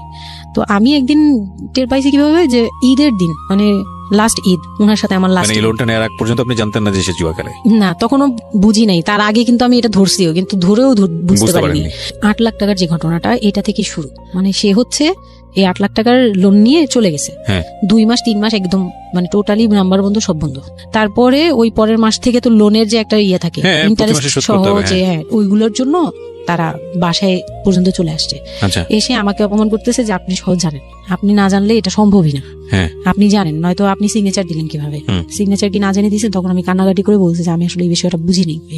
তো ওনাদেরকে বলার পরে ওনারা বুঝছে যে আসলে ঘটনাটা এরকমই। তো প্রায় 6-7 মাস যাওয়ার পরে দেখি উনি আর আসেই না। তারপর আমি বাসা চেঞ্জ করে আমার বোনের সাথে বাসা নিলাম, রুম নিলাম, একটা রুম নিয়ে মেয়েকে নিয়ে খুব কষ্ট করে থাকি। আমি একটা জব নিলাম ভালো একটা কোম্পানিতে। তখন আমি এসএসসি পাস, তো এসএসসি পাশের সার্টিফিকেট নিয়ে একমাত্র মার্কেটিং সেলসে জব হয়, এছাড়া কিন্তু আর কোথাও ভালো জব হয় না। আমি খোঁজ খবর নিয়ে দেখলাম যে না, মার্কেটিং এর সেলসে যেহেতু জব আছে, তো ইউনিলিভারের খুব ভালো একটা পজিশনে জব নিলাম, সেলসে জব নিলাম। পরে মোটামুটি 10-12 হাজার টাকার মতো স্যালারি ছিল, ওটা দিয়েই চলতাম। মেয়েকে নিয়ে বাড়ি ভাড়া দিতাম 4-4.5 হাজার। না, আমি যখন তারপর হুট করে একদিন আসছে, এসে তারপর দেখি ঘরে বসে থাকে, সারাক্ষণ ঘরে বসে থাকে, ব্যাংকের লোক আসবে শুনলেই বের হয়ে যায়, আর বের হয়ে আবার 2-3 দিন থাকে না, আবার আসে, মানে একটা কেমন খেলা, লুকোচুরি জীবন। হ্যাঁ, লুকোচুরি জীবন, বিজনেস শেষ, বিজনেস কিচ্ছু না। উনি থাকে, আমি রান্না করলে উনি খেয়ে চলে যায়, আর উনি যে খায়, মানে তখন জিজ্ঞেসও করে না যে মেয়ে খাইছে বা তুমি খাইছো কিনা, কিচ্ছু না। উচ্ছন্ন জীবন এবং টেনশনলেস, কেমন জানি, মানে একটা মানে পশু টাইপের হয়ে গেছিল, মানে বলতে গেলে গরু ছাগল যেরকম থাকে ওরকম। সে আসে যায়, ব্যাস এই পর্যন্তই। তো সে একটা টিভি কিনছিল আমার বিয়ের পরের থেকে, সে কোনো কিছু কিনে নাই, একটা টিভি কিনছিল। লাস্ট মানে যে ছোট লোকই পানাটা করছে সে, যেদিন আমার সাথে, আমি তো তার সাথে ঝগড়াও যেতাম না, তর্কেও যেতাম না, কোনো ধরনের ইয়েতেই যেতাম না। মানে ওই লোকটা এরপরে যে লাস্ট কাজটা করলো, যেটার উপর থেকে মানে পুরোপুরি মন থেকে উঠে গেল, যে একটা টিভি ছাড়া তার ঘরে কোনো কিছু কেনা ছিল না, সব আমার করা। মানে আমার গহনা গাটি বলেন, যাই বলেন ছিল, যাই ছিল টুকিটাকি সব আমার নিজের করা, শুধু ওই টিভিটা সে কিনছিল নিজের টাকায়। সে যাওয়ার সময় মানে একদিন চিল্লাচিল্লি করলাম, মানে আমি আর সহ্য করতে পারছিলাম না, যে প্রত্যেক রাতে আসি, আমি ডাল ভাত যাই রান্না করি, অনেক সময় দেখা যায় ডালও নাই, চাল আছে শুধু, একটা ডিম নিয়ে আসছি, ভাজছি, ভেজে নিয়ে সামনে বসছি, সে খেয়ে উঠে গেল, মানে আমি আর আমার মেয়ে না খাওয়া। বাচ্চাটার জন্য সে মানে এরকম টাইপের, মানে নেশাখোররাও এর চেয়ে ভালো। আমার মনে হয় যে একটা এডিক্ট হলেও সেও চিন্তা করবে যে আমার বাচ্চাটা খাইছে, তো কিন্তু তার মধ্যে এই ফিলটা নেই। তো আমার একদম বিরক্ত হয়ে গেলাম এক পর্যায়ে। তারপর আমি বললাম যে আপনি আর কত এরকম করবেন, আপনি এরকম কেন শুরু করছেন, আপনি কি চান আসলে, আমাদের কাছে কি চান? তারপর সে বলতেছে যে আমার বোন আসছে, আমার বোনকে বলতেছে যে আমি নষ্ট হয়ে গেছি, আমি কি করে টাকা আনি, হ্যান ত্যান। বুঝতে পেরেছি, শেষ সম্বল আর কি, যা বলার আর কি। হ্যাঁ, পরে আমি তো আর আমার বোনও খেপছে, আমার বোন জামাইও খুব রাগারাগ। হ্যাঁ, আপনারা আসলে ওরে ইয়া করতেছেন, লাই দিচ্ছেন, এই সেই উল্টাপাল্টা কথা বলে টলে সে চলে গেল। চলে যাওয়ার সময় সে টিভিটা হাতে করে নিয়ে